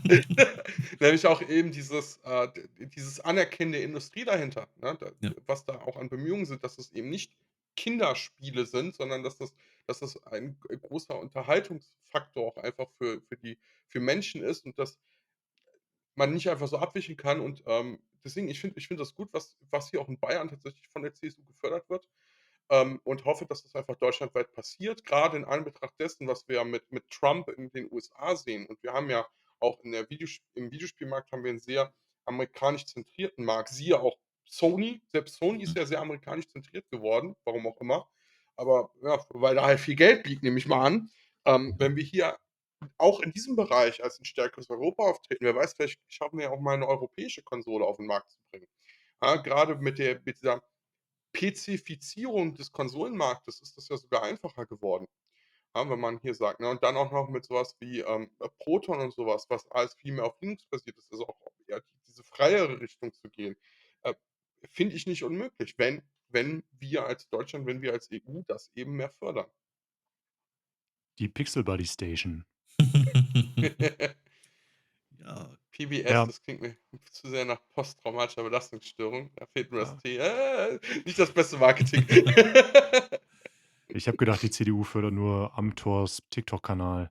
Ne, Ja. oh Gott, Ah, ja, das ist noch mal 'n anderes Thema, aber es gibt tatsächlich sogar bei CDU, CSU einzelne gute Leute. Und wie gesagt, vielleicht ist der Dr. Mehring gar nicht so gut, aber das, was ich von ihm mitbekommen habe, die Ansprache, die Förderung, die er vorgestellt hat, fand ich tatsächlich sehr, sehr positiv. Ich war unglaublich positiv überrascht und ich bin froh, dass Söder nicht aufgetaucht ist, weil ich glaube, der hätte alles ruiniert.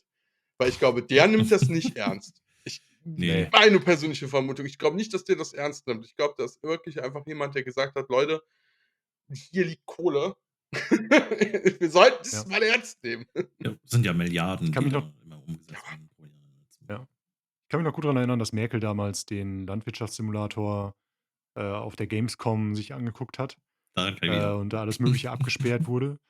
Die Frage ist, geht Merz zur Gamescom? Und wenn ja, welches Spiel guckt Merz sich auf der Gamescom an? Das ist 'ne gute Was für ein Frage. Civilization. Spieletyp ist der? Ja, Civilization, um dann die Welt an sich zu reißen. Nein, das würde eher Trump machen, glaube ich.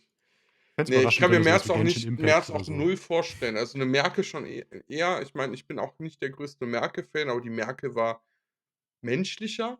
Ich glaube, das trifft's ganz Mhm. gut. Ich glaube, das letzte Adjektiv, was mir bei Merz einfallen würde, wäre menschlich. Ich glaube, kann ich nicht ich weiß auch nicht, ob der das ernst nehmen wird als Bundeskanzler. Ich glaube, das basiert hier wirklich auf eben einzelnen Politikern, die das jetzt pushen, die 'n Fokus darauf haben und was umsetzen. Mhm. Allgemein Digitalisierung. Es geht nicht nur um Videospiele, allgemein Digitalisierung. Da denkst du dir die ganze Zeit: „D was ist da in der deutschen Politik los?“ Das wird null ernst genommen. Vielleicht Ja. finden wir ihn bei Gacha Games. Ja, Ja, als Investor. Der kauft dann irgendwelche Ja. Gacha-Firmen oder so. So wie's ja. jeder guter Mann aus'm Mittelstand macht, ne? Ich Ja. glaube, das ist eher der Typ für so Oldschool Paradox, Zweiter Weltkrieg, Hearts of Iron Hexerspiele, meinst du? Hearts of Iron und Hearts of sowas. Ich Iron. glaube, das ist der Typ für sowas. Ey, da fühle ich mich jetzt beleidigt. Ich spiele zwar kein Hearts of Iron, aber ich spiele andere Paradox Games und Ne, nein. ey, Hearts of Iron ist mir nichts viel gegen die zu Spiele, die kompliziert. hm, Ich mag so lieber die bescheuerten Sachen bei Crusader Kings oder Stellaris. oh, Übrigens hier komplett Side-Topic, aber wer mal mit Paradox Games anfangen will, weil er die super spannend findet, die aber komplett erschlagen wird, spielt Stellaris. Hat 'n super Einstieg, super gutes Tutorial im eigentlichen Spiel verbaut. Kann man richtig leicht reinkommen. Wollte ich nice. nur mal erwähnt haben. Nice und auch, perfekt, um da, von dem Thema wegzukommen. Ja, ich will nicht über März sprechen. Ich bin grade gut gelaunt. Können wir bitte über was Positives sprechen, nicht über März. Machen wir. Dann sprechen wir über die Sachen, die wir grade so zocken. Wir haben noch ein Thema, das wir kurz anschneiden wollen. Tristan. Ja, in Japan wurde jemand verurteilt, weil er gemoddete Konsolen verkauft hat. Finde ich interessant. Ich glaube, er ist jetzt mit 'ner Strafzahlung und Bewährung davongekommen. Aber das ist das allererste Mal, dass das passiert ist. Und ich sage es jetzt, wie es ist: Es ist sogar gerechtfertigt, wenn ihr mich fragt, weil er wurde ja nicht unbedingt für das Gemodde verurteilt, sondern ich finde, das geht 'n bisschen unter. Der Hauptgrund war, er hat gemoddete Konsolen verkauft mit Spielen vorinstalliert. Okay, Ja, das ist dann natürlich schon 'n bisschen dumm. Ja, ne, und ich glaube, das war auch der Hauptgrund dafür. Es schlägt natürlich Wellen und es wird 'n bisschen clickbaity aufbereitet. Das wird, finde ich, so 'n bisschen unter den Tisch gekehrt, das mit den vorinstallierten Spielen, weil das ist 'ne ganz, ganz andere Situation. Ähm Es ist aber trotzdem interessant, dass so was passiert ist, also, dass tatsächlich jetzt mal gegen so was vorgegangen wird, weil das machen tatsächlich relativ viele Leute. Guckt euch mal Etsy und so was an, wo teilweise dann auch oder auch Kleinanzeigen, auch in Deutschland, wo einfach direkt so: ja, gemoddetes Spiel mit 100 vorinstallierten Spielen.“ Und was natürlich auch gibt, sind diese ganzen Emulationskonsolen, die man auf Temu und sowas bekommt mit so 1.000 Spielen vorinstalliert, wovon 90 irgendwelche billigen ROM-Packs sind. Ähm, Ist halt die Frage, ist das jetzt ein Einzelfall gewesen oder ist es etwas, wo jetzt tatsächlich, vielleicht auch Nintendo und sowas mehr gegen vorgehen wird? Weil ich finde es gut, dass wir modden können. Ich finde das auch super, wenn man gemoddete Konsolen kaufen kann, wenn es einem selber zu komplex ist, aber das Thema mit den vorinstallierten Spielen ist halt schon kritischer. Ja, ob vorinstalliert oder nicht, ich denke, es wird auf jeden Fall wegweisend sein. Nintendo nimmt das als Basis mit Sicherheit für andere Dinge. Kann ich mir auch vorstellen, ja. Ja, Die man kann Frage ist halt, also die gemoddeten Konsolen kommen ja häufig aus China und nicht, aus Japan oder Europa oder sowas. du meinst jetzt die Ähm, Emulatoren-Konsolen, ne? ja, genau. Ja. Genau, nicht die gemoddeten, genau, die Emulator-Konsolen, wie zum Beispiel äh der Brick, den ich hier habe, der Trim UI Brick. Ähm, und da, wird, glaube ich, das Urteil in Japan relativ wenig Einfluss drauf haben. Also, ich kann mir schon vorstellen, in Japan ist es, glaube ich, auch in den letzten Jahren immer krasser geworden, was Cheats und so angeht, wenn ich das noch richtig im Kopf habe. Mods und Cheats und so sind da auch nicht so easy.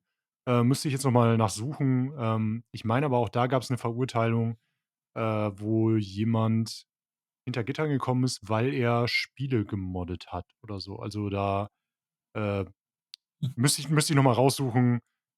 Ich glaube, da ist es relativ einfach, jetzt was Falsches zu erzählen. Aber für diejenigen, die das interessiert, die sich da mehr einlesen wollen oder sowas, das kann man solltet ihr mal googeln. So über die letzten 10 Jahre sind da die Gesetze tatsächlich 'n bisschen also gehen in 'ne Richtung, äh, wie man sie zumindest hier ungern auch sehen würde. Oder ich würde sie zumindest ungern auch so hier sehen. So, ja, Ja, Modding ich und denke Cheaten und so soll jeder so machen, wie er will. ich Ja. glaube, die Frage ist ist immer auch, der Kommerzialisierungsgrad dahinter, ne? Äh, ich glaube, das ist auch noch mal so 'n Dorn im Auge, weil wenn ich jetzt hingehe und 'ne gemoddete Konsole verkaufe und als Verkaufsargument nehme: „Ey, kauft bei mir, weil ich gebe euch direkt die Spiele dazu.“ Ich glaube, das ist, was auch noch mal dazukommt.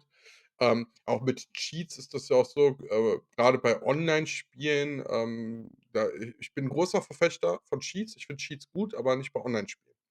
Ja, ich finde es super, wenn ich 'n Singleplayer-Spiel spiele, soll doch jeder cheaten, wie er soll. Ist doch vollkommen egal. Jeder soll sein Bedürfnis anpassen. Zum Beispiel mache ich so was auch. Also, ich gehöre auch zu den Leuten, die sagen, Mods sind für mich Cheats im Endeffekt. Ähm, je nachdem, was sie machen, sehr eindeutige, Cheats, aber selbst wenn ich neue Inhalte hinzufüge, ist es halt 'ne Veränderung des Spiels. Ich gehe zum Beispiel hin, ich hasse bei Civ 6 als Beispiel, die dunkle Zeitalter und so Kram, ja, dieses mit den Zeitalterpunkten. Das habe ich mit 'm Mod weggemacht. Habe ich keinen Bock drauf, ne? So, ist ja aber schon wieder 'ne Veränderung des Spiels, ne? Es ist irgendwo 'n Cheat im Endeffekt, so. Und ich finde, bei 'nem Singleplayer-Spiel sollen doch die Leute machen, was sie wollen. Wenn wir jetzt von großen Cheats reden, ich nehme jetzt mal als Beispiel Call of Duty, ist, glaube ich, 'n sehr, sehr gutes Beispiel. Da gibt es sehr viele kommerzielle Cheats, die man einfach so kaufen kann, wo 'ne Riesenindustrie hinter ist und wo Leute aktiv drunter leiden. Finde ich, ist es auch gut, wenn man dagegen vorgeht. Die Frage ist, wenn jetzt was passiert wie in Japan, wird das genommen, um dann noch mal aktiver gegen auch normale Mods vorzugehen, ne, gegen Hardware-Modifikationen oder gegen Software-Modifikationen oder so was. Und das ist das, was ich 'n bisschen kritisch betrachte. Ich finde, die Verurteilung ist richtig aufgrund dieser Spiele, aber ich habe immer so die Befürchtung, wenn so was Erfolg hat, dass die Firmen ein bisschen zu weit gehen. Ja, es könnte 'n Präzedenzfall sein, ja. Ja. Ja, denke ich Ne? auch.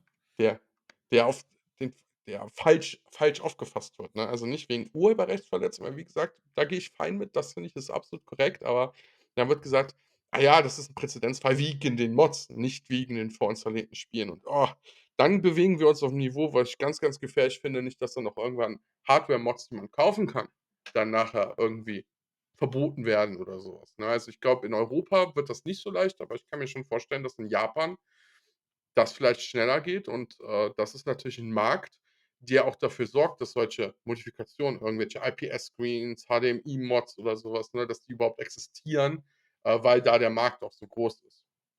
Gucken wir mal.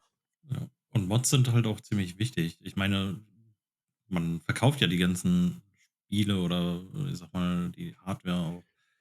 Und, trotzdem, obwohl man, wie du jetzt, diesen kleinen Gameboy-Verschnitt hast, Also, denke ich, da sollte es eigentlich keine Probleme geben. Auch bei den normalen Cheats oder Mods für die Spiele, die leben davon, ne? Also, das Einzige beziehungsweise das erste, was ich mal gemacht habe, war beim GameCube, Action Replay. Vielleicht kennt das einer. Das Ja. hatte ich mal, gehabt, aber ja, sonst Ja, die Leute sollen doch machen, was sie wollen, also ganz ehrlich, das ist meine persönliche Meinung, hm, ne? Wie gesagt, ich benutze Ja. das durchaus auch mal, wie gesagt, Civilization oder weil ich im Vorfeld gesagt hatte, ne, Zelda, Breath of the Wild, Tears of the Kingdom, dass meine Waffen nicht kaputt gehen. Ja, ja, ich weiß, das ja, ist aber wichtig für das das ist Spiel, aber mich stört es. Mich stört es. Lasst mich doch mich würde spielen, das wie auch ich stören, will. tatsächlich, ja. 'N Bekannter Ja, von mir, der sagt auch, er spielt, Singleplayer-Spiele, ohne dass er sterben kann. Einfach ja, aus dem Grund, weil's ein, cinematisches Erlebnis dann für ihn ist, was auch super eigentlich 'n guter Ansatz ist und der Hintergedanke ist auch ziemlich cool. ja. Soll ihr machen, wie Ja. ihr wisst. Es gibt auch Leute, die machen ihre Spiele schwieriger mit Mods. Ne? Ja, Grade so im Souls-Bereich gibt's das ja auch oft, ne? Es Ja. kommt ja aufs selbe hinaus. Warum ist das auf einmal in Ordnung, aber da leichter machen zum Beispiel habe nicht, ich ne? auch 'n Ja, Bekannten. es ja, Oder man macht sich Spiele einfach noch mal wieder frischer über Randomizer oder so was. Ja, Items sind plötzlich nicht auch. mehr da, wo man sie vermutet, sondern man muss Äh, sich noch mal komplett anders umgucken. das ist auch ich nicht finde schlecht, das ja. ich finde das auch komisch. Damals gab es auch ganz häufig so N64, PlayStation-Zeit gab's sogar auch eingebaute Cheats. Fand ich super, wo man einfach das selber auch machen konnte, wie man will. Und ich frage mich, warum gibt's das heute nicht mehr? Das gibt's viel zu wenig Gra wieder, ja. Ja, grade wenn man bedenkt, Microtransactions. ein großer ja, Microtransactions. ja. Ja, hör bloß auf, nicht, dass die wirklich mit so was anfangen. So: „Ah ja, kannst dir Schiedsrichter kaufen." Was ich ja auch Ubisoft was 'n macht's ja. groß bitte? Ubisoft macht's ja. So, wenn das Spiel zu schwer ist, du kriegst Währung und alles Mögliche kannst du dir kaufen. Früher wären das Ja, Cheats aber ich gewesen. mei ich meine ja Ja, schon andere Cheats, ne? Also, wo's zum Beispiel super ist, Cities Skylines. Da kann ich einfach 'n Sandbox-Modus anmachen, unendlich Geld, alles direkt freigeschaltet, fertig, finde ich super, weil ich kann das Spiel als Wirtschaftssimulation spielen, wo ich wirklich genau achten muss, oder ich kann's einfach als Städtebau benutzen, um einfach bauen, wie ich lustig bin. Und was die richtig machen, weil das ist immer so 'n Punkt, den ich sehr oft höre, äh, warum das nicht existieren soll, oder warum Cheaten auch im Singleplayer scheiße ist, wegen Achievements. Es gibt ja Leute, die nehmen das unfassbar ernst mit Achievements. Wenn du offiziell eingebaute Cheats hast, wie bei Cities Skylines, dann werden Achievements deaktiviert. Ist doch vollkommen okay, wenn Leute das sehr, sehr ernst nehmen. Das will ich gar nicht jetzt runterspielen oder so was. Aber wenn man Cheats offiziell fordert, dann kann man auch sagen, ja, dann werden die Achievements gar nicht gemacht. Dann die Leute, die da irgendwie untereinander konkurrieren und sagen: „Boah, krass, guck mal, was ich geschafft habe, ohne Cheats und so was." Die werden dann nicht davon gefährdet. So wie es jetzt ist, wenn ich jetzt cheate, ist ja genau das, was sie kritisieren, ist dann ja der Fall. Dann kriege ich vielleicht 'n Achievement, weil ich's mir ercheatet habe. Aber wenn's offiziell wäre, dann hätten wir das Problem gar nicht. das stimmt. Und dann gibt's natürlich noch die Ja. Leute, die sagen: „Oh, man muss das Spiel so spielen, wie es, die Entwickler vorgesehen haben." Ja, das finde ich so der größte Ja, Quatsch, den ich jemals gehört habe. Und dann kommen so Argumente mit: „Oh, du kannst auch einen Film nicht verändern." Und dann sage ich immer: „Ja, ich kann aber einen Film vorspulen." Wenn da 'ne Szene kommt, die ich nicht gucken will, kann ich auch vorspulen. Ich kann auch bei 'nem Buch nur das lesen, worauf ich grade Lust habe. Ich kann auch bei anderen Medien meine Erfahrungen mir anpassen. Wenn ich 'n Film habe, finde ich supergeil, aber diese eine Szene, die stört mich. Dann gucke ich die nicht. Ja, deswegen, also ich finde das viel wichtiger, dass ich mir das anpasse. Bei kompetitiven Spielen bin ich bei, da ist was anderes. Da gibt es gesetzte Regeln, und in diesen ja, gesetzten Regeln spielt man gegeneinander und darauf basiert ja auch das Spiel, wie zum Beispiel Call of Duty. Ist absolut in Ordnung. Da finde ich's auch gut, dass es keine ja. Cheats gibt, beziehungsweise keine offiziellen. Wäre ja Quatsch, ne, wenn jetzt einer sagt: „Ah ja, mir ist das Spiel zu schwer, die anderen knallen mich immer ab. Ich mache mich jetzt mal unsterblich und ihr müsst damit leben." Das wäre natürlich Blödsinn. Aber Ja, wenn da ich hat man ja alleine 'ne ganz andere spiele, Basis, ja. ja, genau, das ist ja was Aber ganz im anderes. gleichen Zuge Bots zum Beispiel für MMOs sind in dem Sinne keine Cheats, aber sie, schaden trotzdem der Economy. Ja. Ja, bei MMOs, ich glaube, das ist auch so 'ne Grauzone, weil da habe ich auch schon oft die Argumente gehört, dass man das schon als Cheat auslegen kann, ne? Wenn du irgendwelche Spielhilfen hast.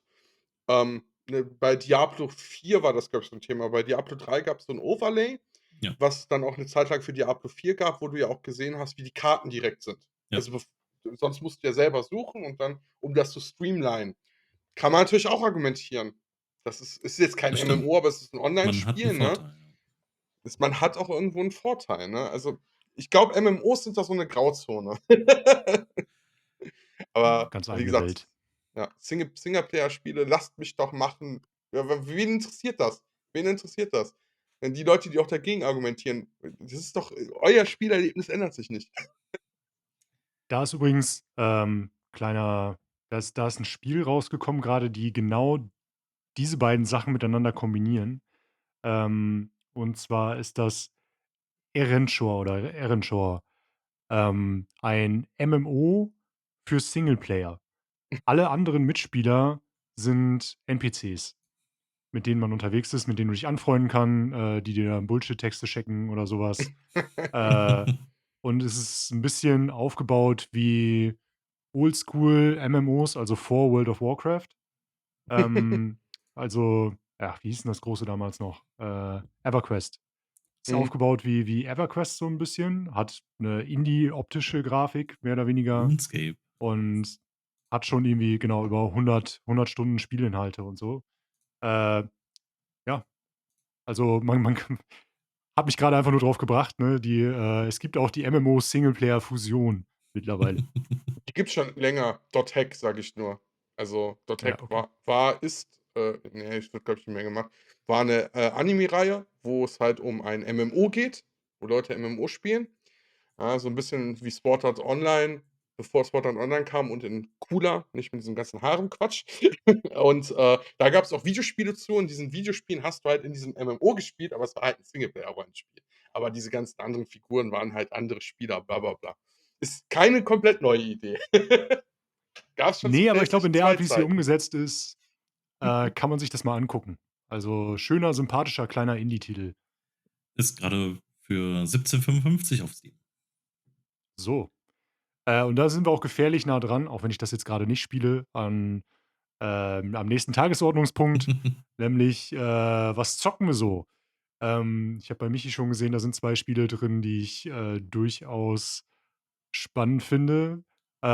Ja. Wenn du willst, leg direkt mal los. Ja, nur vorab 'n kurzer Hinweis. Wir haben jetzt, vor 'n paar Tagen eine Folge aufgenommen, in der wir über Spiele gesprochen haben, die wir spielen. Und da habe ich über Nordhold etwas, gesagt. Das habe ich jetzt erst mal auf Eis gelegt. Ich warte, auf den nächsten Patch mit neuem Mhm. Content. Ansonsten, gerne dort mal reinschauen. Repo, ja. Repo ist 'n kleines, ziemlich lustiges Spiel. Man ist so 'n kleiner Metallroboter, würde man sagen, so 'ne Figur mit, bis zu 6 anderen, Spielern und muss durch kleine Maps wie so 'ne kleine Akademie, hat, glaube ich, 20, 25 Räume, kannst du da durchgehen und musst Sachen sammeln. Diese haben 'nen gewissen Wert und wenn du die meisten Sachen, wenn du sie nur leicht anditscht, während du sie mit deinem Trackstrahl rumträgst, verlieren sie schon an Wert. Und, du musst, einen gewissen Wert zusammenbekommen, damit du die Map abschließt. Das ist natürlich erst mal so klingt's gar nicht so schwer, aber du hast auch Gegner. Also, wie zum Beispiel einen Jäger, bei dem du keine Geräusche machen darfst, sonst schießt er direkt auf dich. Und es, führt auf jeden Fall zu sehr, sehr witzigen Situationen. Klingt 'n Es ist bisschen so 'n wie bisschen wie Lethal Shadow Company. ne, nicht Lethal wie Company. heißt das Spiel noch? Lethal Lethal Company, ja. Company, genau, das ist so ähnlich, ja. Die Ja, haben ich das Lethal Company haben sie, runter gewirtschaftet, sage ich mal. Die haben's kaputt gemacht, das deswegen. als ich das erste Mal gesehen habe, das Spiel bei Steam, als es mir das erste Mal irgendwie über 'n Weg gelaufen ist, hatten die dieses Emoji-Cover. Und Ja, deswegen habe ich quasi direkt schon so: vielleicht Ja, nicht für mich." stimmt, stimmt, hast ja, recht. Ja, ja, ich erinnere mich. das hat mich auch Ähm, abgeschreckt. 96% overwhelmingly positive, unter 10 € und, ich habe ja vorhin schon mal etabliert, dass ich 'n, Muppet-Fan bin. Und, das, was ich an Gameplay gesehen habe, sind diese kleinen Dinger, die haben in ihrer Animationsstärke sind die gar nicht so weit entfernt von, bestimmten Muppets, so was die Ausdrucksstärke der Augen und, Ja. der Münder und so angeht. Die Ähm, Münder, das hat mich erinnert an, die Kanadier von South Park. Die ja, ja, reden auch genau, so. genau, ja, genau. Und ich glaube, Textchat wird auch Ja. von denen irgendwie wiedergegeben, wenn man kein Mikro hat oder so für 'n Multiplayer. Mhm. Und dann sogar noch Unterschied, wenn du geduckt bist, dann flüstern die, äh, und so. Also 'n Spiel, das du komplett über 'n Ingame-Chat machst und nicht über Discord oder so, Ja, weil die Atmosphäre einfach viel geiler ist dabei. das ist sehr gut. Vor allen Dingen wird deine Stimme auch, verändert. Es gibt so 'n Stundenglas, wenn du das anfasst, dann wirst du ganz langsam und deine Stimme wird auch halt ganz langsam. Jo, Das ist wirklich ja, sehr, sehr gut gemacht. Ist ja auch so nice. eher so Horrorrichtung und da muss ich Ja. sagen und da frage ich mich, warum gibt es keinen VR-Modus? Ja, weil hier wird auch gesagt, ähnlich wie Spiele, die sie gespielt haben, Lethal Company, Phasmophobia. Übrigens, Phasmophobia, eins meiner absoluten Lieblings-Horrorspiele, was auch in diese Team-Based Richtung geht. Und Ja, Phasmophobia in VR ist das Geilste auf der Welt. Ich scheiße mich jedes Mal so übertrieben ein. Ich bin auch einmal fast aus Reflex gegen die Wand gelaufen, weil 'n Geist auf einmal kam und ich wirklich in der Realität komplett nach hinten gesprungen bin. Und bei solchen Spielen frage ich mich jedes Mal: „Warum gibt ihr keinen VR-Modus?" Ja, VR. Ne? Ich hatte eigentlich gedacht, das wäre VR, aber leider nicht. Ja, weil das wertet solche Spiele auf. Also wirklich, wer 'ne VR-Brille hat, spielt Phasmophobia, mit Freunden, ganz, ganz wichtig. Also solo kann ich bin 'n Schisser. Und Phasmophobia solo, so 2D Flat geht, aber VR Phasmophobia solo kann ich nicht spielen. Es ist wirklich viel zu heftig. Kann ich hier nur empfehlen, wer solche Art Spiele mag, und 'ne VR-Brille hat, spielt unbedingt Phasmophobia. Das ist, finde ich, auch die haben ja diese Welle auch 'n bisschen gestartet, wovon ja auch die für Company und anscheinend Repo jetzt auch kommt. Und ich finde Phasmophobia hält sich bis heute auch sehr gut. Also, die haben das Spiel nicht kaputt gemacht. Sie Mhm. haben's besser gemacht, finde ich, mit der ganzen Zeit. Vielleicht 'n bisschen überkomplex, aber spiele ich immer auch gerne. Ich finde nur leider nicht mehr so viele Mitspieler für Also, Viererrunden, ich die bin einfach dabei. Ich habe nur ja, keine ich würde es auch mal VR-Brille. mitspielen. ja, man Ich habe kann auch ja keine auch VR-Brille mehr, man aber kann ich auch habe mit nicht VR Phasmophobia noch spielen. nie gespielt. Echt? Sehr Ja, gut. müssen wir mal zusammen das Dann wäre was fürs dann Streamen. ist halt 'n, Special angesagt, Stream-Special. Ja. Ja, nice. Ja, Machen wir das aber doch mal. das müssen wir dann machen nach meiner OP, weil ich kann im Moment die VR-Brille wegen meiner Nasensituation, nicht Ah, tragen. Jetzt schon seit 2 Monaten nicht mehr und ich vermisse tatsächlich VR-Gaming. Und, aber sobald ich wieder fit bin, sehr, sehr gerne, weil, dann spiele ich also direkt in VR, weil wirklich in VR, das ist so ein geiles Erlebnis und ich sehe dieses Repo, es sieht sehr cool aus und ich denke mir: „Warum kein Mhm. VR?" Das geht mir nicht in den Kopf. müssen wir dann auf jeden Fall machen vor unserem VR-Special. Auch noch mal 'n schönes Thema. Ja. Also, Ja, nice. Also, Repo, alles, was ich dazu sehe, sieht cool aus und du würdest mitgehen, dass das 96% overwhelmingly oh positive ist ja. gerechtfertigt? Ja, definitiv. Also, fehlt vielleicht das VR, vielleicht noch 'n paar Sachen hinzufügen, vielleicht mehr Gegner, vielleicht 'n bisschen, mehr Maps, das wäre schon schön. Aber sonst ist es mega. Also, das spielen wir jetzt ich habe das jetzt mit, bekannten Freunden gespielt, einmal mal 2 3 Stunden, vielleicht hier mal 'ne Stunde. Also, das ist super. Ja, kann ich empfehlen. Voll nice. Können wir vielleicht auch mal Ähm, zusammen machen.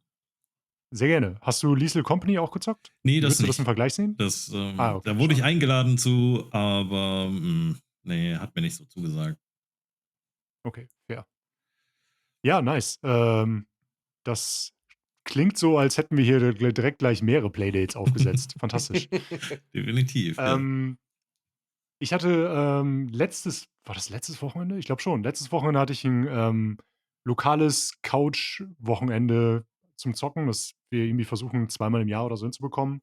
Unter anderem mit, André, bei dem haben wir das gemacht. Der hat eine Gartenhütte, wo wir dann quasi also ich und, noch 3 andere Leute werden dann das Wochenende darüber toleriert.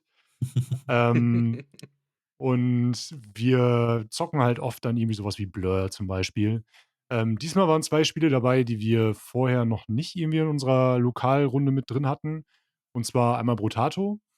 Ähm, wir haben das letzte Mal zum Beispiel Vampire Survivors gezockt und das war relativ interessant, weil man halt im Singleplayer ja mehrere, so viele Waffen wie möglich irgendwie, aufsammelt, die kombiniert und dann einfach drauf geht.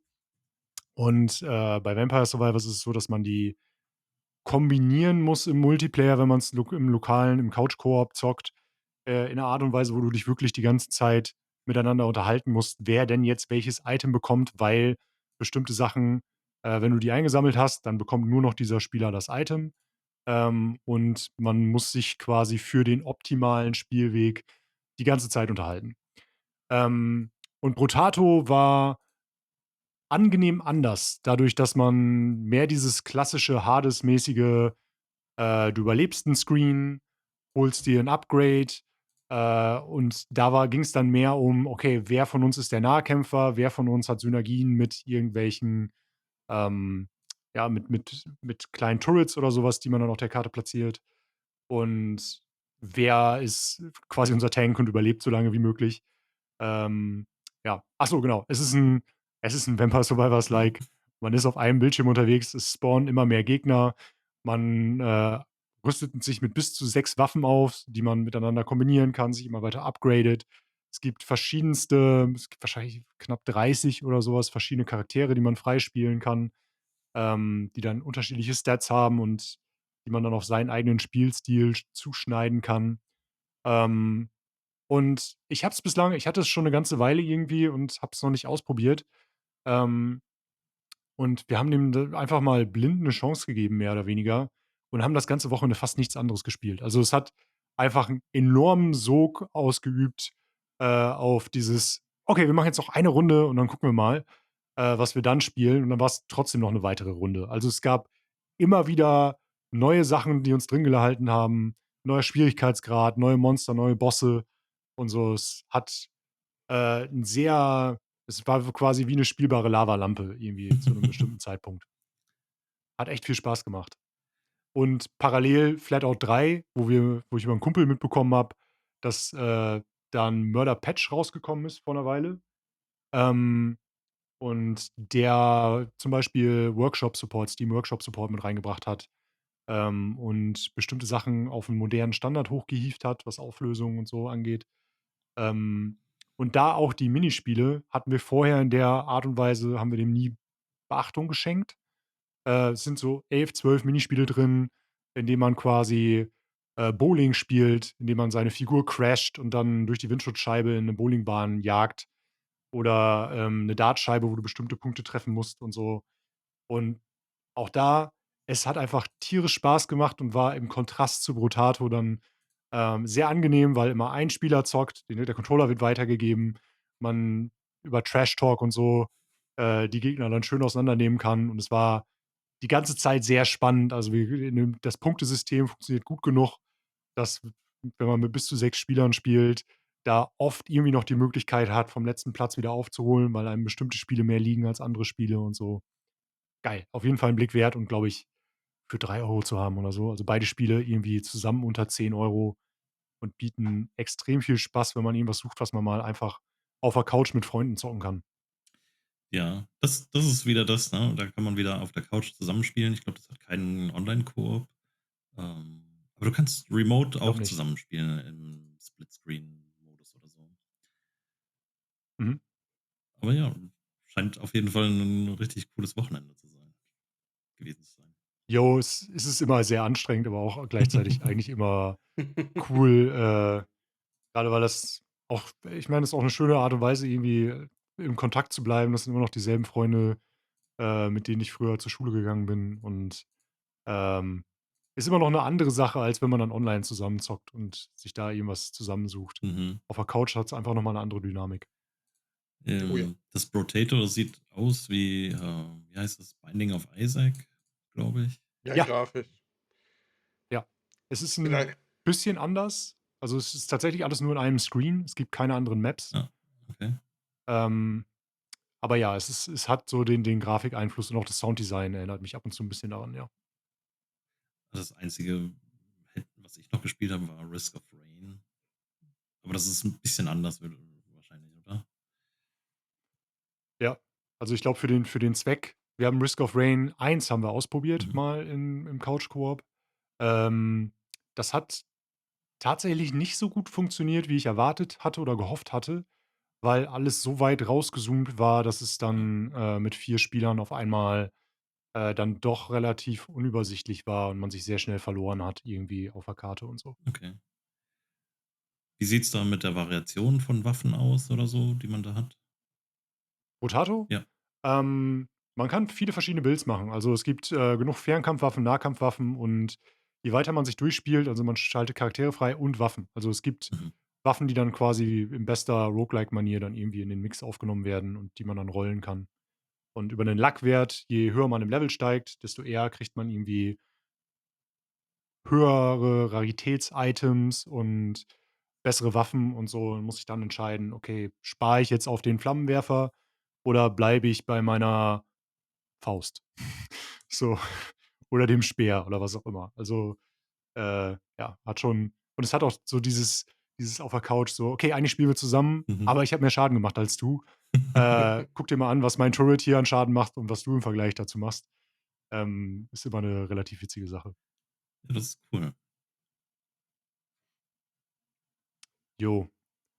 Was geht bei dir so, Tristan? Was hast du grade in der Bin ja im Rotation? Moment 'n bisschen vom PC verbannt, weil, das MacBook meiner, Frau ja Probleme macht. Das heißt, die arbeitet grade immer, an meinem PC und verbannt mich öfters. Ich habe auch schon die Ansage bekommen, dass ich heute darf ich das noch mal aufnehmen, aber den Rest vom langen Wochenende hat sie schon viel reserviert, deswegen bin ich grad 'n bisschen mehr im Handheld-Modus, wieder unterwegs, was sehr passend ist, weil ich mir ja letztens erst den 3DS noch mal geholt habe, nachdem ich den alten kaputt gemacht habe. Und ich habe jetzt noch mal, Resident Evil angefangen zu spielen, ganz grundsätzlich. Ich habe Resident Evil HD Remaster jetzt, durch, Resident Evil Zero noch mal durch, Resident Evil 2, die GameCube-Fassung bin ich grade dran und habe dann auf'm 3DS, das Gameboy-Spiel Resident Evil Gaiden angefangen, was ich jetzt mal betonen will, weil ich habe das nie gespielt. Ich habe Videos davon gesehen, dachte: „Oh Gott, was für ein Scheißspiel.“ Und es macht Spaß. Ich hätte es ja nicht gedacht. Es ist also storytechnisch ist es kompletter Müll. Es ist auch nicht Kanon. Man spielt Barry Burton, der auf 'n Schiff geht, um, Leon zu suchen und, es ist nicht gut. Man muss nicht reden, aber das Spielprinzip selber ist sehr, sehr cool, vor allem, wenn man bedenkt, dass es 'n Gameboy-Spiel ist, das ja sehr limitierend ist. Aber du hast so das klassische Resident Evil. Du musst, bestimmte Schlüssel finden, um neue Areale auf diesem Schiff, aufzumachen und so was. Es ist 'n bisschen undurchsichtig, weil du kriegst jetzt zum Beispiel, 'n Schlüssel, da steht dann, ja, für die Crewkabinen zum Beispiel. Und man muss tatsächlich echt gucken: „Okay, wo sind 'n jetzt die Crewkabinen?“ Ich finde es erfrischend. Ich habe keinen Marker, wo ich hingehen muss, sondern ich muss tatsächlich im Schiff gucken, wo ist denn die Crewkabine und so was, finde ich es ist 'n bisschen umständlich, aber irgendwo ist es auch erfrischend, mal nicht so komplett die Hand gehalten zu bekommen. Und was tatsächlich wirklich cool ist, ist das Kampfsystem, weil man geht nicht klassisch hin und schießt einfach auf die Zombies, sondern man geht in einen Kampfmodus und in diesem Kampfmodus sieht man, ähm, so wie bei Lightgun-Shootern quasi Zombies auf einen zukommen. Man hat jetzt aber keine Lightgun, sondern man hat unten 'ne Leiste, die sich die ganze Zeit hin und her bewegt. Und man muss im Oh, richtigen Moment drücken, um den Zombie zu treffen. Dann gibt es einen ganz Golf. kleinen Bereich, der richtig viel Schaden macht und halt der Rest vom Zombie. Und man muss viel abwägen, weil, es ist erst mal 'n bisschen rhythmusbasierend, was ich cool finde. Ich liebe Rhythmusspiele. Ähm, leider fehlt der Sound. Hätten sie dann noch so 'n geilen Sound gemacht, damit's richtig rhythmusbasierend ist, wäre es cooler. Aber was da so spannend ist, wenn der Zombie weiter weg ist, machst du weniger Schaden mit den Schusswaffen, weil er weiter weg ist und es ist schwieriger zu treffen. Ist er näher dran, steigt aber das Risiko, dass er dich angreift. Ist er näher dran, kannst du aber auch mit 'm Messer angreifen, riskierst aber auch da angegriffen zu werden. Es ist taktischer, als man meinen sollte für 'n Gameboy-Spiel, weil man echt überlegen muss: „Wie gehe ich jetzt in dieser Situation vor?“ Ja, weil wenn ein Zombie ist, dann warte ich immer 'n bisschen, ist alles cool, aber wenn da so 2 oder 3 Zombies sind, die sich auch die ganze Zeit dir nähern, da wird das sogar richtig stressig, das Spiel oder so, wenn du gegen den Tyrant kämpfst oder so was. Da wird dann natürlich direkt die Shotgun rausgeholt, ist ja klar. Ist aber sehr cool umgesetzt. Also, ich finde es jetzt so rückblickend schade, dass erstens die nicht 'n richtiges Resident Evil Spiel auch von der Story draus gemacht haben, aber, dass das nicht weiter verfolgt wurde. Also, ich finde das System tatsächlich ziemlich cool. Klar, heute brauchst du's nicht mehr, weil heute die Switch auch so Resident Evil kann. Aber auch für 'n Game Boy Advance hätte ich mir so was auch noch gut vorstellen können, in besser auch noch. Ähm, Macht mir unheimlich Spaß. Also, für Resident Evil Fans kann ich's tatsächlich empfehlen. Ignoriert die Story. Das braucht man ist Quatsch. Aber, d man hat dieses klassische Resident Evil Feeling mit man rennt die ganze Zeit über die Map, man muss Sachen holen, man muss mit Munition haushalten, mit den Kräutern haushalten, man muss Schlüssel finden und so. Das ist alles da in 'ner abgespeckteren Form, aber bis es da ist, macht Spaß. Es sieht tatsächlich gut aus wie 'n Game Boy Color Spiel, finde ich. Und das Kampfsystem ist das, was mir tatsächlich angetan hat. Das gefällt mir gut. Es sieht wenn man 'n Video davon sieht, denkt man: „Was ist das denn für 'n Quatsch?“ Bis man's mal selber spielt und in Stresssituationen kommt, wo man dann wirklich überlegen muss: „Wie agiere ich jetzt?“ Man kann auch weglaufen, aber man muss dann 'ne Zeit lang warten und in dieser Zeit kannst du halt angegriffen werden. Da muss man auch abwägen, ob man's macht. Also, sehr, sehr cool.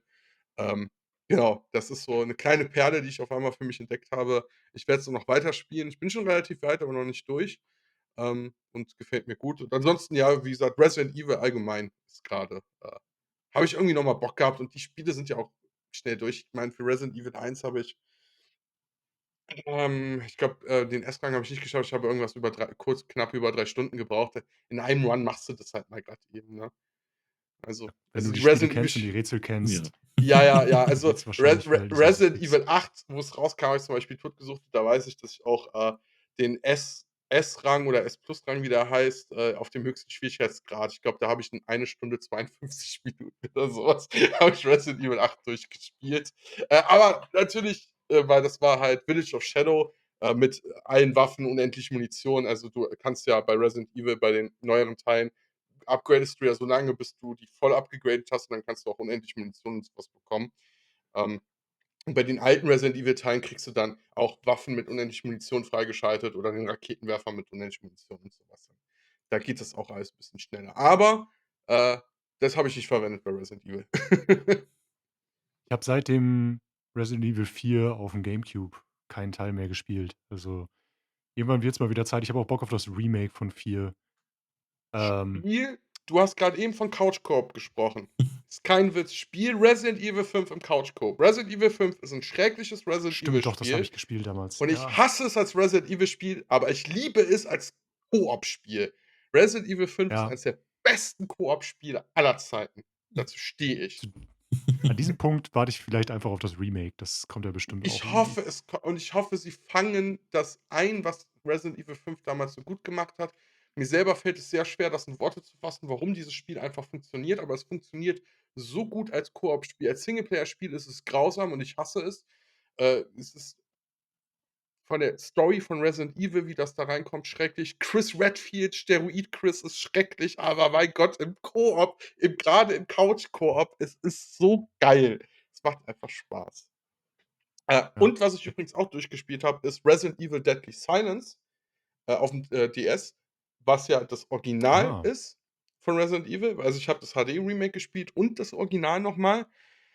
Und ich liebe das Original einfach für diese Dialoge. Also, wer das noch nie das Original Resident Evil gespielt hat, man muss es nicht spielen. Das HD-Remake ist tausendmal besser, was alles angeht, aber guckt euch die Cutscenes der Dialoge auf YouTube an.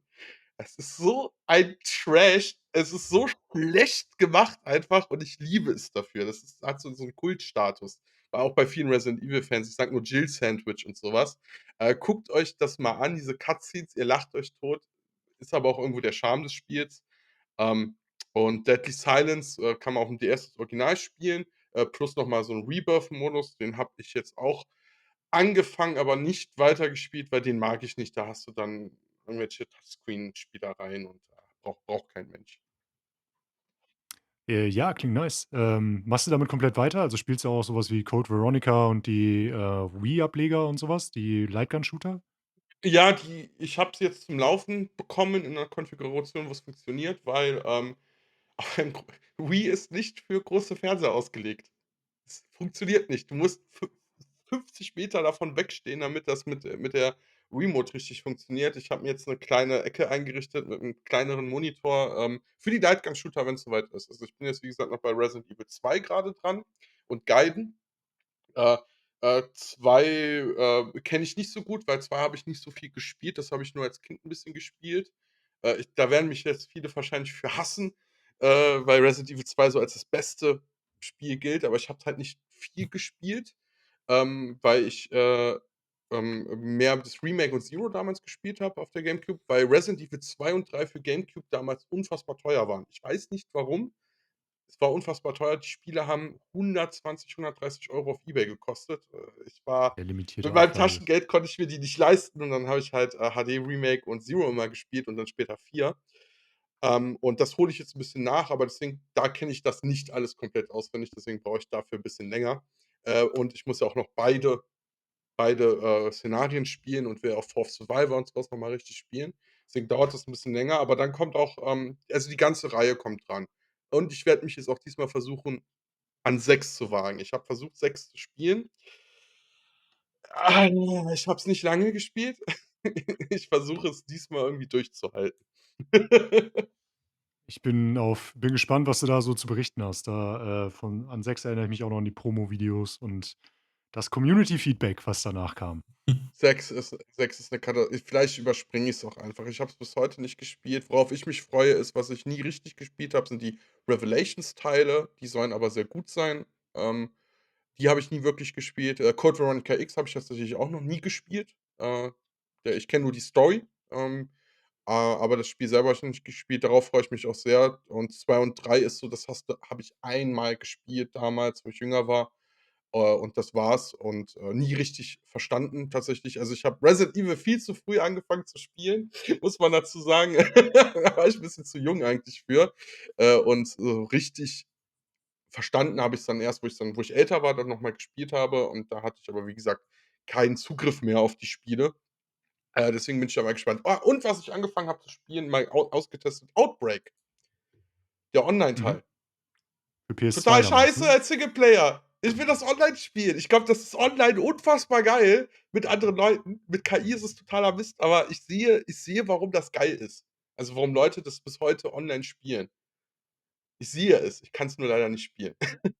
Okay, vielleicht kriegen wir das ja auch mal hin. Ist leider kompliziert. Du brauchst extra, die japanische ROM, die dann auch noch mal gehackt sein muss und du musst auf 'n Dienst anmelden und schlag mich tot. Es ist 'n bisschen komplexer. Kann man sich vielleicht mal angucken. Es ist leider nicht so leicht, aber ich sehe, warum Leute das cool finden. Also wirklich, steckt so viel drin, so viel Inhalt, und ich würde es gern mal online spielen auf jeden Fall. Ich glaube, das stelle ich mir richtig, richtig cool vor.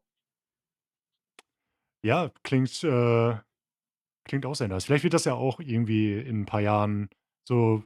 Capcom braucht regelmäßige Remakes. Vielleicht sind auch die Outbreak-Teile irgendwann mal dran. Bitte, bitte, bringt Outbreak, aber nicht in der Art von Resident Evil, wie die aktuellen Remakes. Das muss wie das alte sein, weil das ist das Coole an Outbreak. Das ist Multiplayer wie die klassischen Resident Evil. Das ist das Coole da dran. Ja, Capcom, macht das. ähm, wir sind jetzt, zeitlich wäre das vielleicht 'n ganz guter Zeitpunkt, um für heute, 'nen Abschluss zu finden. Wie sieht's bei euch aus? Habt ihr noch Gerne. Spiele, die wir ansprechen sollten grade? Vielleicht nur ganz kurz. Baldur's Gate 3 hat, seinen Patch Das 8 ist nicht bekommen. kurz. Baldur's Gate 3 ist nie Ja, ich kurz. weiß. Aber richtig gut. Also, neuer Content, verschiedene neue Enden, neue Klassen, Ja, die haben jetzt auch 67 Seiten Patch Notes. Viel Spaß. Mega. soll angeblich das finale Update sein. Angeblich, das Mal war's aber gucken. schon vor 2 Ja, ja, ja, Patches. ja, deswegen mal gucken, ob's bei final bleibt. Sie bringen jetzt auch mehr von, One D&D, also D&D 2024 rein, ne? Auch die ganzen Subklassen, das sind ja Ja. eigentlich Beziehungsweise es hm, gibt, 'n Mod-Manager jetzt eingebaut. Und den die gibt's doch schon länger. ja, ja, den gibt's schon 'n bisschen länger, aber die bringen auch mehr Tools zum Mods machen, also da Ja, wird noch kommen. Wird Die sollen noch uns 'n Dungeon Master Mode geben, wie damals Neverwinter Nights. Das war Das vielleicht regeln die Mods das. Bin sehr gespannt, Divinity was die da. hatte das auch. hatte Divinity das? Nice. Ah, okay, Ja. das wusste ich gar nicht. Ah, Also, das Larian wäre cool. Studio, eines der besten Studios, die es so gibt. Ja, bin sehr gespannt, was die als Nächstes bringen, weil parallel haben die auch 'n Team an irgendwelchen neuen Titeln Ja, die haben ja arbeiten. gesagt, sie switchen jetzt ihre Teams voll auf das neue Spiel. Ja, bin gespannt, was da rauskommt und Hm. ob's vielleicht sogar noch 'n Switch 2 Port gibt oder so. Das kann natürlich sein, Safe. ja. Jetzt, wo's Content complete ist, wäre das auf jeden Fall 'ne spannende Sache, auch grade, Und weil sie das Ding haben's ja auch ja sehr optimiert wegen der Series S-Fassung. genau. Da muss ganz Splitscreen-Koop. wir sind am Ende, ich weiß, aber das muss ich einmal kurz erwähnen. Ich glaube, die Switch 2 profitiert grad unfassbar von der Series S. Ja. Meine persönliche Theorie, es haben so viele Entwickler gesagt, die haben sich viel mehr mit Optimierungen auseinandergesetzt wegen der Series S, was 'ne positive Sache für uns alle ist. Und ich glaube, die Switch 2 profitiert jetzt massiv davon, dass die Series S so lange aufm Markt war. Deswegen kommen jetzt auch diese ganzen Spiele, weil ich glaube, die Portierung war relativ einfach, weil die schon optimierte Fassungen haben, die sie jetzt wahrscheinlich relativ easy, portieren konnten. Ich glaube, die Ja. profitieren massiv davon. Ohne die Series S, glaube ich, wäre die Switch 2 jetzt nicht bei dem Support Third Party, den sie jetzt hat. Kann ich mir auch sehr gut vorstellen. Ja. Das ergibt auf jeden Fall Sinn. Auch grade so anspruchsvollere Spiele wie, Star Wars Outlaws, das jetzt ja auch grade, portiert wird, das kann eigentlich nur funktionieren, weil die sowieso schon optimieren mussten für die Series S. Ja. Jo. Ja, bevor wir das hier den Bogen dran machen grade, einmal noch der Hinweis an euch. Wir haben 'nen Discord am Laufen, theoretisch auch 'nen Community-Discord, aber dafür brauchen wir euch. Denn, dafür müsstet ihr mal bei uns reingucken. Gibt immer wieder, mal Hinweise auf Gratisspiele, anregende Unterhaltung über aktuelle Spiele. Und falls ihr Bock habt, uns Feedback zu geben, dann könnt ihr das da auch. Ansonsten freuen wir uns über ein Abo. Wir freuen uns über, den Daumen hoch und falls ihr uns auf Spotify zuhört, dann freuen wir uns natürlich auch über die 5-Sterne-Bewertung. Ja, ihr hättet heute Abend überall sein können. Ihr habt euch oder was heißt heute Abend? Ihr hättet heute, während ihr uns zuhört, überall sein können. Ihr habt euch entschieden, eure Zeit mit uns zu verbringen. Schönen Dank dafür. Wir sprechen uns im nächsten Podcast wieder. Bis dahin haltet die Ohren steif, fickt die AfD und haut rein. Macht's gut. Ciao. Ciao. Tschüss.